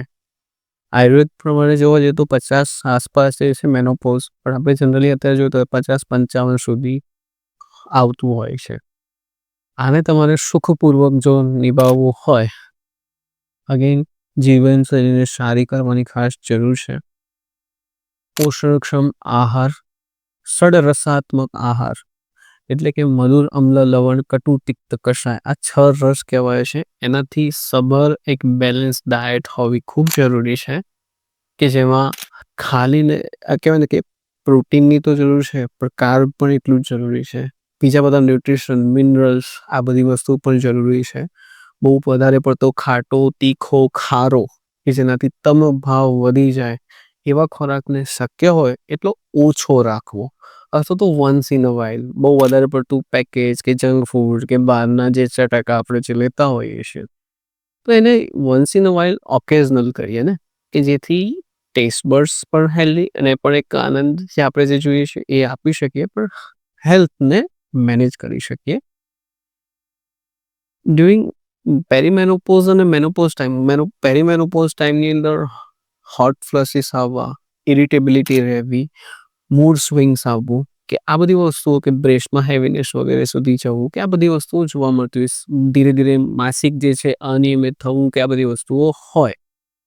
બહુ સખત કોઈ પણ વસ્તુ રહેતી હોય તો ડેફિનેટલી છે કે કોઈ પણ યોગ્ય વૈદ્યને અથવા તો કોઈ પણ ગાયનેકને કે બતાવી અને શું ચેન્જીસની જરૂર છે, કે કંઈ હેલ્થ ઇશ્યુઝ નથી તો એના પ્રમાણેની ટ્રીટમેન્ટ. પણ સારા રહેવા માટે મેડિટેશન સારું કામ આપે એવું છે. યોગા જે છે, જે માઇન્ડ અને બોડી બંનેને ઇફેક્ટ કરશે.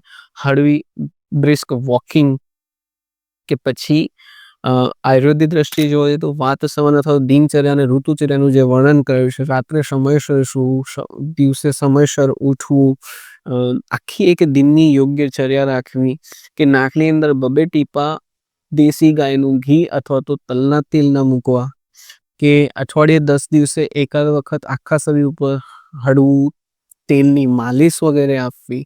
અને બહુ વધારે જરૂર હોય તો સ્પેસિફિકલી કોઈ પણ આસપાસના વૈદ્યનો સંપર્ક કરીને પ્રમાણેની ટ્રીટમેન્ટ વગેરે આપી શકાય, તો તમારી કહેવાય ને કે આ અવસ્થાને તમે સુખરૂપ નીકાળી શકો છો. મેનોપોઝ બાદ આપણે જોવા જઈએ તો એના પછી કેવી સમસ્યાઓનો સામનો કરવો પડતો હોય છે? મેનોપોઝ એટલે કે માસિકની પૂર્ણાહુતિ, જેને આયુર્વેદમાં કહેવાય છે કે રજો નિવૃત્તિકા, ત્યાં 50 થી 55 ની આસપાસ આવતો હોય છે. અત્યારે તો ઘણી વખત મારા પ્રેક્ટિકલ એક્સપિરિયન્સમાં જોઉં તો લેસ દેન 30 યર્સની એજ ઉપર મેં જોયું છે. આજનો સૌથી મોટો ચિંતાનો વિષય પણ બની ગયો છે. મેનોપોઝની બાદ એટલે કે આયુર્વેદ એવું કહે છે કે આ વાતના કાળની અંદર તમે આગળ વધી રહ્યા છો, તમારી બોડીની અંદર વાત દુષશે, કેમ કે આ અપાન વાયુનું ક્ષેત્ર છે, તો એની દુષ્ટિ થવાની શક્યતાઓ વધારે છે. તો વાતનું શમન થાય એ પ્રકારની એક્ટિવિટીઝ, અગેન આખા શરીર ઉપર તેલની માલિશ, કે પછી કહેવાય ને કે ખોરાકની અંદર તલના તેલનો પ્રયોગ, નહીં તો દેશી ગાયનું ઘી, બહુ શુષ્ક આહાર લેવાનું અવોઇડ કરીએ, રાત્રિ જાગરણ, બહુ વધારે પડતું ટોક્ટિવનેસ કરવી, બહુ વધારે પડતું ટ્રાવેલિંગ વગેરે થોડું ઓછું કરીએ. હવે આ સમયની અંદર આવાળા કોમ્પ્લિકેશન્સ જોઈએ તો કહેવાય ને કે કાર્ડિયક રિસ્ક વધી જવું, જોઈન્ટની પ્રોબ્લેમ્સ થવી, કે પછી કહેવાય ને હોર્મોનલ ડિસ્ટર્બન્સ, કે એ ટાઈમે કહેવાય ને કે ડાયાબિટીસ વગેરેનું રિસ્ક વધી જવું, કે આવું થતું હોય.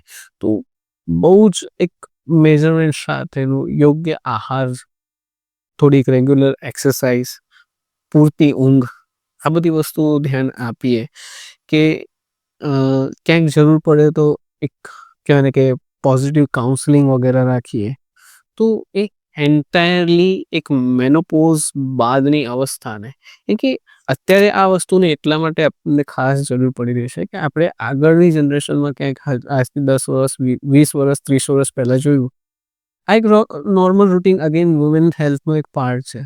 એ વખતની અંદર સમસ્યાઓ આટલી હદે નહોતી વધી રહી, કેમ કે એક યુનાઇટેડ ફેમિલીઝની અંદર આપણે જીવતા હતા, કે એક સ્ત્રી ક્યાંક કંઈક એવા વિષયો લાગે તો એમનાથી એલ્ડર્સ જે લોકો આ સમસ્યાઓથી આગળ વધ્યા છે, તો ત્યાંથી કંઈક કહેવાય ને કે કમ્યુનિકેશન કરતી, કેટલીક વસ્તુઓ એના લાઈફ પાર્ટનર સાથે શેર કરી. આ કહેવાય ને કે સાયકોલોજીકલી અને ફિઝિયોલોજીકલી બંને પ્રકારના ઇસ્યુ, હોર્મોન્સના જે બદલાવના લીધે થઈ રહ્યું છે, તો એ બંનેની અંદર સંવાદ પણ એટલો જરૂરી હતો, જે આજની તારીખમાં એક ન્યુક્લિયર સોસાયટીઝની અંદર થઈ નથી રહ્યા, કે આપણે કોની સાથે વાત કરીએ, કોની સાથે શેર કરીએ. ટ્રસ્ટ ફેક્ટર્સ આવી રહ્યું છે, એ કમ્યુનિકેશન્સ આસપાસની અંદર રહી રહ્યા છે, એક જ ફ્લોર ઉપર 10 લોકો, 10 ફેમિલીઝ રહે છે, પણ રેરલી કોઈકની સાથે આપણે ક્યારેક વાતચીત કરીએ છીએ. તો એ વખતે જે યુનાઇટેડ જે આખા કે એની અંદર ક્યાંક વસ્તુ નાનાઓ સાથે, ક્યાંક વડીલો સાથે, ક્યાંક સેમ એજવાળા સાથે, ક્યાંક અલગ અલગ વિષયોને સંવાદ બી થતા હતા, કે જ્યાં તમે મનના અંદરના જે ઉભરાવ છે એ પણ શાંત કરી શકતા હતા. તો એને પણ અહીંયા ખાસ ધ્યાન, આ બધા વિષયો પણ એટલા જ જરૂરી છે. તો આ બધાનું થોડુંક ધ્યાન અપાય તો મેનોપોઝનો ટાઈમ બહુ સુખરૂપ શાંતિથી આગળ વધી શકે એમ છે, અને એ વધતો જ હોય છે. એટલે દરેક વખતે ઇસ્યુઝ આવે એવી કોઈ જરૂર નથી. હોર્મોન્સ પ્રોબ્લેમ છે એવું નથી, પણ એ પ્રોબ્લેમ્સ છે તો એનું સોલ્યુશન માટે પણ કંઈક તો આપણે કરી શકીએ. તો આ બધી ક્રિયાઓ છે. મેં જનરલી જોયું છે કે મેનોપોઝના પછી સ્ત્રીઓમાં હાડકાં નબળા પડવા, અથવા તો જે આ હોર્મોનલ જે ફેરફારો થાય છે, તો એને કઈ રીતે મેનેજ કરવા? બિલકુલ. આ જે મેનોપોઝ બાદ જે છે કે એ પ્રકારના હોર્મોન્સમાં બદલાવ આવી રહ્યા છે, કે જે સ્ત્રીના સાંધાઓ નબળા પાડે છે. એમાં ઇન્ફ્લામેટરી ચેન્જીસ એટલે કે સોજા આવવા, હોર્મોન્સની અંદર રેઝિસ્ટન્સ, કે જેથી ડાયાબિટીસનું રિસ્ક ફેક્ટર વધી જાય છે.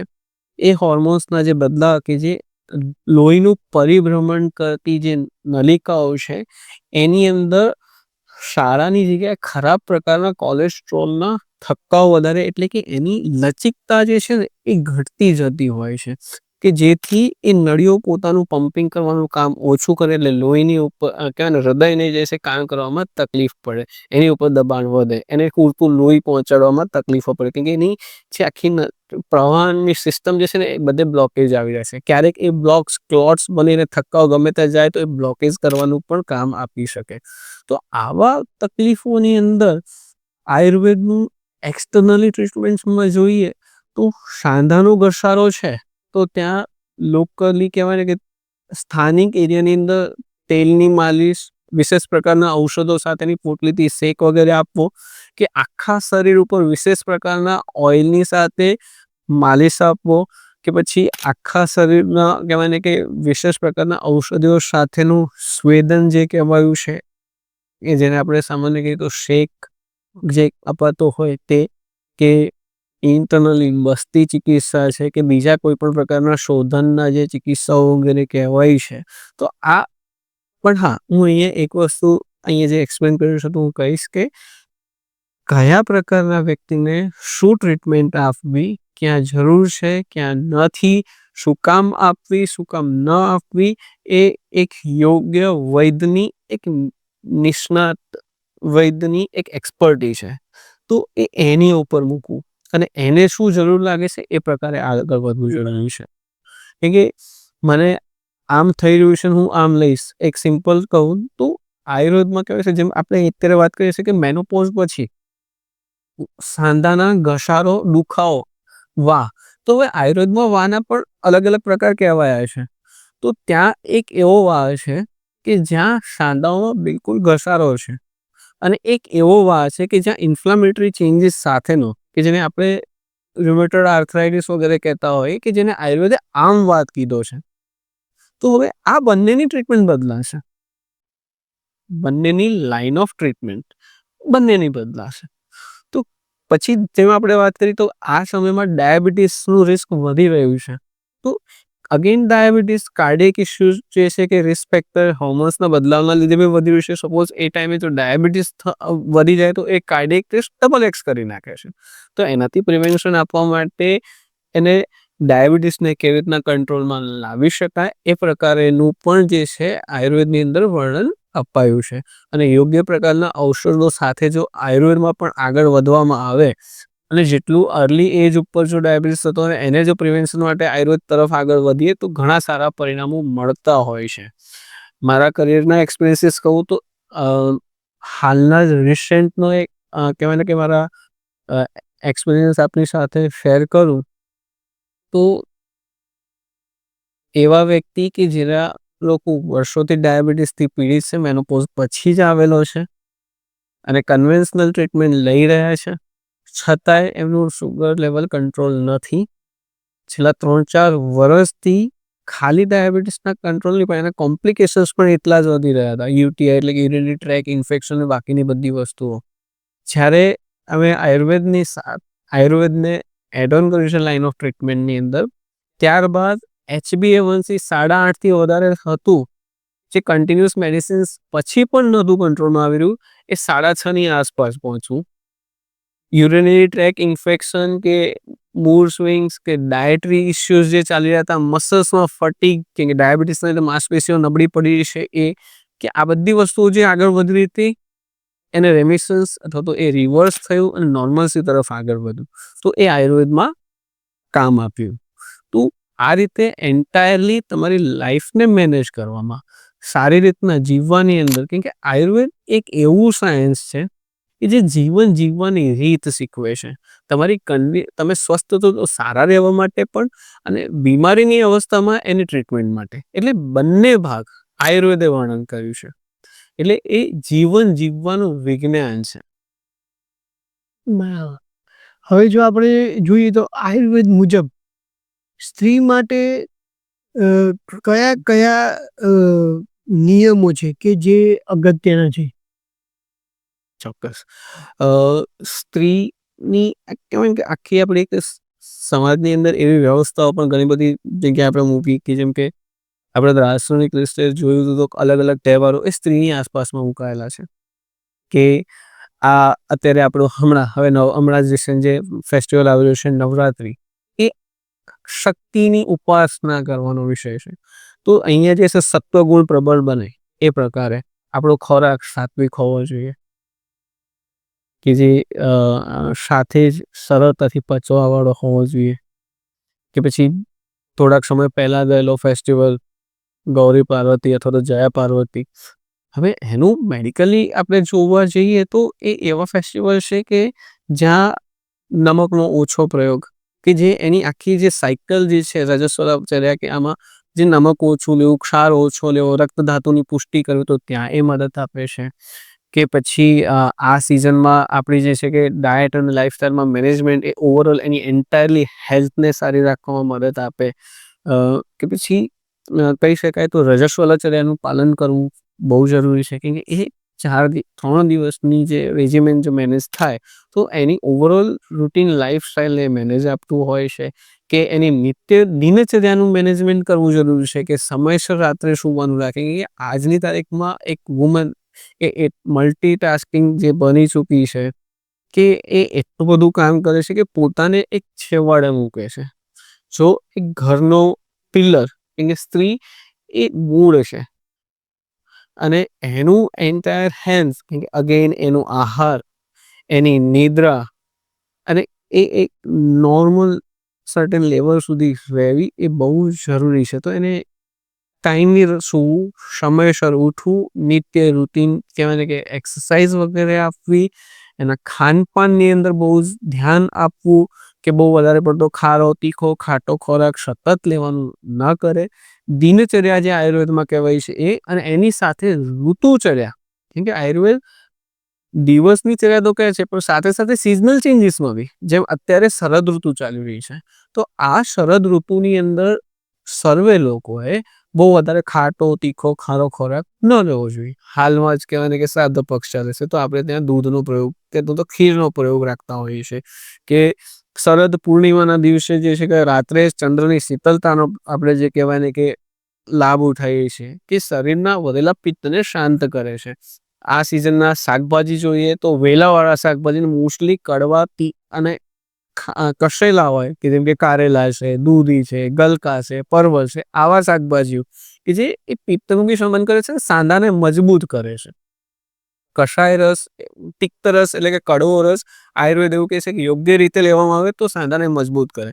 જો ધ્યાન ન રાખીને બહુ વધારે પડતો લેવામાં આવે તો અગેન વાત વૃદ્ધિ પણ કરે છે. એટલે એને કેવી રીતના પ્રયોગ કરવું એ બહુ જરૂરી છે. બરાબર. પંચકર્મ જો ચિકિત્સા જોઈએ આપણે, તો સ્ત્રી માટે કઈ પંચકર્મ ચિકિત્સા ખાસ ફાયદાકારક હોય છે? અમરભાઈ, આપણે અત્યારે આગળ જે છે કે જોયું કે પંચકર્મના અલગ અલગ પ્રકારની ટ્રીટમેન્ટ્સ આપણે વર્ણન કરી છે.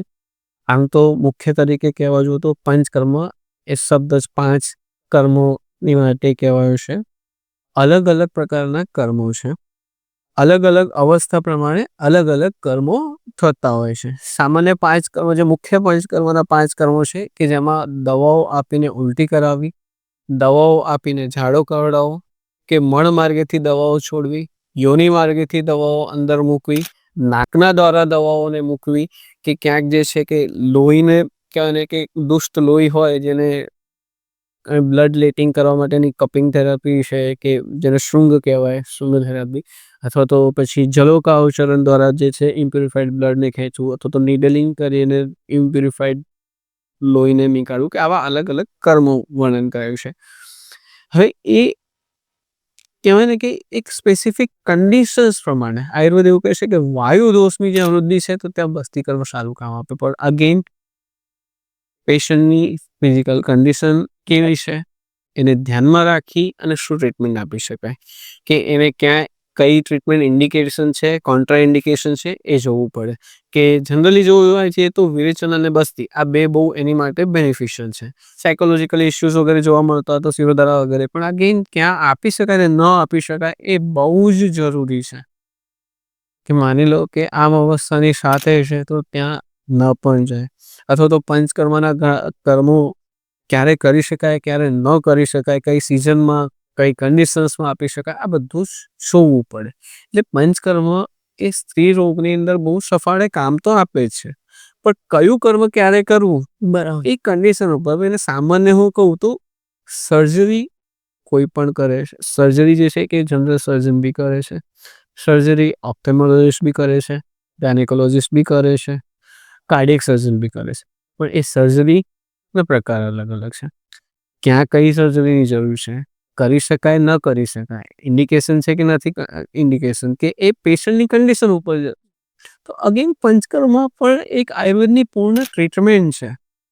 તો એ ક્યાં અને કઈ આપવી એ એક સ્પેસિફિક છે, રાઈટ, કે એ દર્દીને જોઈને જ થઈ શકે કે એની કન્ડિશન શું છે. બરાબર.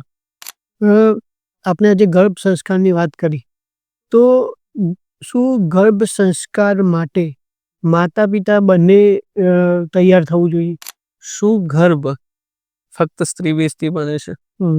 નો. સ્વસ્થ સ્ત્રી બીજ, સ્વસ્થ પુરુષ બીજ બંનેની જરૂર છે, રાઈટ. એટલે શુદ્ધ પરિપક્વ સ્ત્રી બીજ પણ હોવું જોઈએ અને એની સાથે સાથે શુદ્ધ પરિપક્વ પુરુષ બીજ પણ જરૂરી છે. એટલે ગર્ભ રાખતા પહેલા સ્ત્રી અને પુરુષ બંનેની જરૂર છે, રાઈટ. અને ગર્ભ રહ્યા પછી પણ 9 મહિનાની જર્નીની અંદર કહેવાય ને કે એ સ્ત્રીની સાથે એ પુરુષની એટલી જ બેકએન્ડની અંદર જરૂર છે, એનું સપોર્ટિંગ સિસ્ટમ. જો આપણે જોઈએ કે ભાઈ સ્ત્રીના સ્વાસ્થ્ય પર જો ધ્યાન આપવામાં ના આવે તો સંતાન પર તો એની અસર પડતી જ હોય છે, પણ એની અસર પરિવાર ઉપર પણ પડતી હોય છે. તો એને કેવી રીતે લઈશું આપણે? સ્ત્રી જીવનનું મૂળ છે, રાઈટ. તમે ને હું અહીંયા બેઠા છીએ, આપણે આજે ડિસ્કશન કરી રહ્યા છીએ, એનું કારણ આપણી ઉત્પત્તિ સ્ત્રી થકી જ છે. ઈશ્વરે એ ક્ષમતા એક સ્ત્રીને જ આપી છે, માતૃત્વની ક્ષમતા. તો એ એન્ટાયરલી એક પિલર છે. આપણી ઉત્પત્તિ, આપણું ડેવલપમેન્ટ, કેમ કે આપણું પોષણ એ સ્ત્રી થકી જ થાય છે. ગર્ભની અંદર પણ અને ગર્ભથી બહાર આવ્યા પછી પણ પહેલા 6 મહિના સુધીની ઇમ્યુનિટી કે આપણું ગ્રોથ એન્ડ ડેવલપમેન્ટ એ સ્ત્રી થકી જ છે. જ્યારે આપણે આગળ વધતા જઈએ પછી જ્યારે અન્નપ્રાશન અને બાકીને થાય અને આપણે બાકીના બધા ઉપર ડિપેન્ડન્ટ છીએ. સો એન્ટાયરલી ડેફિનેટલી કહી શકાય કે એક woman is the pillar of human society. બાળકનું સ્વસ્થતા માટે પણ, સમાજની કહેવાય ને કે ડેવલપમેન્ટ માટે, વેધર કહેવાય ને કે ઇકોનોમિકલ એમ્પાવરમેન્ટ હોય, એજ્યુકેશનલી એમ્પાવરમેન્ટ હોય કે કોઈ પણ પ્રકારનું ડેવલપમેન્ટ, સ્ત્રી એ ઓલવેઝ એનો બેઝ કેન્દ્રબિંદુ રહ્યું જ છે. એટલે કહેવાય ને કે આપણું શક્તિ સ્વરૂપ, આપણે આગળ જે હમણાં જે ફેસ્ટિવલ સેલિબ્રેટ કરવા જઈ રહ્યા છીએ, નવરાત્રિ, એ આપણે શક્તિની ઉપાસના કરીએ છીએ અને એ સ્ત્રી શક્તિ છે, રાઈટ. એટલે જ આપણે કહીએ છીએ કે સ્ત્રી સ્વસ્થ તો પરિવાર સ્વસ્થ. હવે જો આ ઉદાહરણને પ્રેક્ટિકલ રીતે જો સમજાવવું હોય, બિલકુલ ચોક્કસ છે ને. કે આજે આખી સોસાયટીમાં પહેલું તો કહી શકીએ તો એક શક્તિ સ્વરૂપ છે. સ્ત્રી પોતે સ્વસ્થ અને સબળ હશે તો એ દરેકે દરેક કાર્ય કરી શકશે. પરિપક્વ સ્ત્રી હોવી જરૂરી છે ને. એની પરિપક્વતા એ આખા સમાજની પરિપક્વતા છે. સશક્ત સ્ત્રી એ કહેવાય ને કે સોસાયટીના દરેક કામ કરવા માટે સમર્થ છે. આપણા પાસ્ટના ઘણા એવા એક્ઝામ્પલ છે કે જ્યાં સ્ત્રીઓ કહેવાય વેદોના સૂક્તો પણ મેન્શન કરે છે, જેને વેદોના સૂક્તોની રચના કરી છે. અથવા તો એવા દાર્શનિક સ્ત્રી કે જેને મોહભંગ અને બાકીની બધી વસ્તુને મૂકીને, ઇકોનોમિકલ પાવર્સને મૂકીને એક કહેવાય ને કે ડિવિનિટી તરફ આગળ વધવા માટેનું કેવું, તો એક સ્ત્રી કહેવાય ને કે એક દીકરી, માતા, પછી પત્ની, કે પછી એક કોર્પોરેટ્સમાં જોવા જઈએ તો એક કહેવાય ને કે એમ્પ્લોય તરીકે પણ હોઈ શકે, એમ્પ્લોયર તરીકે પણ છે, કે ઘરની એક આખી કહેવાય ને એન્ટાયર જે કહેવાય રિસ્પોન્સિબિલિટી, આપણા કહેવાય અત્યારના ફિનાન્સ મિનિસ્ટર પણ એક સ્ત્રી છે. તો એની એક કહેવાય ને કે એને લક્ષ્મી તરીકે આપણે વર્ણન કર્યું છે. આપણે લક્ષ્મી તરીકે પણ એને લઈએ છીએ અને શક્તિ તરીકે. તો એ જરૂરી છે અને એના થકી જે છે કે આ બધી જ વસ્તુઓ આગળ વધી રહી છે. અને એનું સ્વાસ્થ્ય એટલા માટે જ એટલું જરૂરી છે કેમ કે સ્ત્રી સ્વસ્થ હશે તો આવવાળી જનરેશન પણ સ્વસ્થ થશે અને એનું યોગ્ય નર્ચર થયું હશે તો આવવાળી જનરેશન પણ યોગ્ય નર્ચર થશે. Okay, right. આજે વ્યસ્ત જીવનશૈલી છે, તો એમાં સ્ત્રીઓ પોતાનું સ્વાસ્થ્ય જાળવવા માટે શું પગલાં લઈ શકે? આ અત્યારનો કહેવાય ને કે બહુ જ જરૂરી અને હોટ બર્નિંગ સબ્જેક્ટ બની ચૂક્યો છે. મલ્ટીટાસ્કિંગ બની ચૂક્યા છીએ અને આપણે બધી જ વસ્તુને નેવે મૂકી અને આગળ વધી રહ્યા છીએ. એક પ્રેક્ટિકલ એક્ઝામ્પલ આપું તો મારા એક અંગત એવા વ્યક્તિ બધી વસ્તુનું ધ્યાન રાખવાની અંદર છેલ્લા ઘણા વખતથી એક ક્રોનિસિટી સાથે આગળ વધી રહ્યા હતા અને એને ઇગ્નોર કરવાનું ચાલુ કર્યું. હવે ત્યાં સુધી કે એ બધી વસ્તુના લીધે એ એટલે સુધી તકલીફમાં આવી રહ્યા છે કે એનું રૂટીન કામ કરવાથી પણ અટકાઈ રહ્યા છે. તો એના નિત્ય રૂટીનની અંદર સારી રીતના સ્વસ્થ જીવવા માટે અગેન એન્ડ અગેન એની જીવનશૈલીમાં નાના મોટા બદલાવો આપવા જરૂરી છે. સ્ત્રીની ઓલવેઝ ક્ષમતા રહી છે કે મલ્ટીટાસ્કિંગ થઈ શકે એમ છે કે એનું બ્રેનનું ડેવલપમેન્ટ એવું છે. એના એક કહેવાય ને કે કુદરતી રચના એવી આપી છે કે એક સ્ત્રી એના બાળકને સંભાળતા કિચનમાં બી કામ કરી શકે એમ છે અને એક સ્ત્રી એક પાર્લામેન્ટમાં બી બાળકને જે છે કે સાથે લઈને વર્ક કરી શકે એ પણ આપણે એક્ઝામ્પલ્સ જોયા છે. અને એક સ્ત્રી ઓફિસની સાથે બાળકને આખી ફેમિલીને સાચવી રહી છે પણ એનું મુખ્ય એક કેન્દ્ર બિંદુ છે. તો એનું સ્વાસ્થ્ય સારું રહેવું એ ઘર મજબૂત ત્યારે જ રહે કે જ્યારે એનો મુખ્ય આધારભૂત પિલર સારો રહે. તો હવે આ આધારભૂત પિલરને એટલે કે આપણી સ્ત્રી તો એને સારું જીવન જીવવા માટે પૂર્ણ ઊંઘ હોવી જરૂરી છે, સારો આહાર જરૂરી છે, નિત્યક્રમની અંદર રોજ નાકની અંદર 2-2 ટીપા તેલના કે ઘીના નાખે, મહિનામાં એકાદ 2 વખત જે છે કે આખા શરીર પર તેલની માલિશ વગેરે એ કંઈક આપે, રેગ્યુલર એ કહેવાય કે એક્સરસાઇઝ વગેરે રાખે. આપણે દિવસના આખો દિવસ તો ન કહેવાય કલાક 2 કલાક ના આપી શકીએ પણ એટલીસ્ટ મોર્નિંગની અંદર 10 to 15 મિનિટ, ઇવનિંગની અંદર 10 to 15 મિનિટ્સ આપી શકીએ.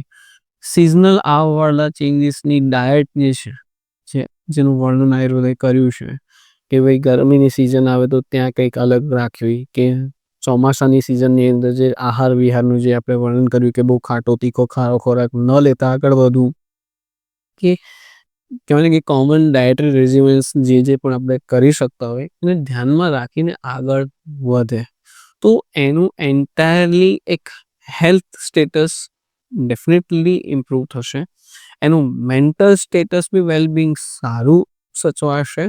એ કે ઘણું બધું કરવાની અંદર મલ્ટીટાસ્કિંગ કરવામાં પોતાને સ્વ ઉપર ધ્યાન ન આપવાના લીધે એ પોતે પણ એ કહેવાય કે હેરાન પરેશાન થઈ જાય છે. તો આપણે એને કહેવાય કે હું એ જ કહેવા માંગીશ કે બધી જ વસ્તુઓ ઉપર ધ્યાન આપીએ પણ પહેલાં પોતાને પણ ધ્યાન આપીએ. આપણે સ્વચ્છંદી નથી બનવાનું પણ આપણે સ્વ ઉપર કેન્દ્રિત થઈ અને પોતાનું પણ ધ્યાન આપવાનું છે. આપણી હેલ્થ પણ એટલી જ જરૂરી છે અને સાથે આસપાસના લોકોની હેલ્થ જરૂરી છે. એટલે દરેક વસ્તુઓને નિયમબદ્ધ કરીએ, ક્રમબદ્ધ કરીએ, થોડુંક સમયનું મેનેજમેન્ટ ઉપર ફોકસ કરીશું અને એક ડેલીની દિનચર્યા એક મેન્ટેન કરીએ, ઋતુચર્યાને થોડીક મેન્ટેન કરીશું તો આપણે સારી રીતના સ્વસ્થ રીતે જીવી શકીશું. અને આ સ્ત્રી નહીં, આખા એક પરિવારનું સ્વાસ્થ્ય છે. એટલે સ્ત્રી કહેવાય ને કે એ બધી જ વસ્તુઓ પોતે પણ કરી શકે એમ છે અને એની આસપાસના લોકોને પણ સાથે એક પ્રેરિત કરી શકે એમ છે. એટલે એક કહેવાય કે સ્વસ્થ પરિવાર એ આપણો મોટો છે અને એમાં આપણે આગળ વધીએ કે એની આસપાસના લોકોએ પણ એની સાથે સપોર્ટિંગમાં રહેવું પડશે. As a friend, as a elder brother, as a younger brother, as a sister, as a in-lose, અથવા તો પછી કહેવાય ને કે દરેક લોકોએ એની સાથે આવવું પડશે અને એને એક કેન્દ્ર બિંદુની સાથે લઈને આપણે આગળ વધીએ તો જ આખું એક કહેવાય ને કે એક સ્વાસ્થ્ય રૂપી એક સોસાયટી ડેવલપ થશે. રાઈટ. એટલે એ જવાબદારી દરેકની છે, રાઈટ, ફક્ત એક વ્યક્તિની નથી. સાચી વાત છે. ઓકે, તો થેન્ક યુ સો મચ. આજે ખરેખર જોવા જઈએ તો દરેક સ્ત્રીને એના દરેક સવાલોના જવાબ મળી જશે આ પોડકાસ્ટ જોયા પછી. કારણ કે ઘણી વખત એવું થતું હોય છે કે એ કોઈ પણ પ્રશ્નથી મૂંઝાતી હોય પણ કદાચ હોસ્પિટલ સુધી ના જતી હોય, કોઈને ઘરમાં પણ ના કહી શકતી હોય, તો પણ આજે જે તમે સુંદર જે દરેક પ્રશ્નોના જવાબ આપ્યા એનાથી હું એવું માનું છું કે દરેક સ્ત્રીઓને એમના જવાબ મળી ગયા છે. So thank you so much, તમે આટલો સમય અમને આપ્યો એન્ડ ખૂબ મજા આવી પોડકાસ્ટમાં. So thank you so much once again. ધન્યવાદ. તો મિત્રો, આ હતી આજની પોડકાસ્ટ. આઈ હોપ કે તમને પોડકાસ્ટ પસંદ આવી હશે. આજની પોડકાસ્ટ પછી કદાચ દરેક સ્ત્રીઓને પોતાના દરેક સવાલોના જવાબ મળી ગયા છે. તો પણ કદાચ જો કોઈ પ્રશ્ન રહી ગયો હોય અને તમારા મનમાં કોઈ પ્રશ્ન હોય તો તમે કમેન્ટ બોક્સમાં કમેન્ટ પણ કરી શકો છો, અથવા તો ડિસ્ક્રિપ્શન બોક્સની અંદર મેં ડૉક્ટર લિમેશ ખત્રીનો મોબાઈલ નંબર પણ મેં આપી દઈશ, તો તમે એમનો પણ સંપર્ક કરી શકો છો. સો મિત્રો, આ હતી આજની પોડકાસ્ટ. મળીએ છીએ એક નવી પોડકાસ્ટમાં. ત્યાં સુધી સ્ટે ફિટ, સ્ટે હેલ્ધી. જય હિન્દ, જય ભારત, જય ગરવી ગુજરાત.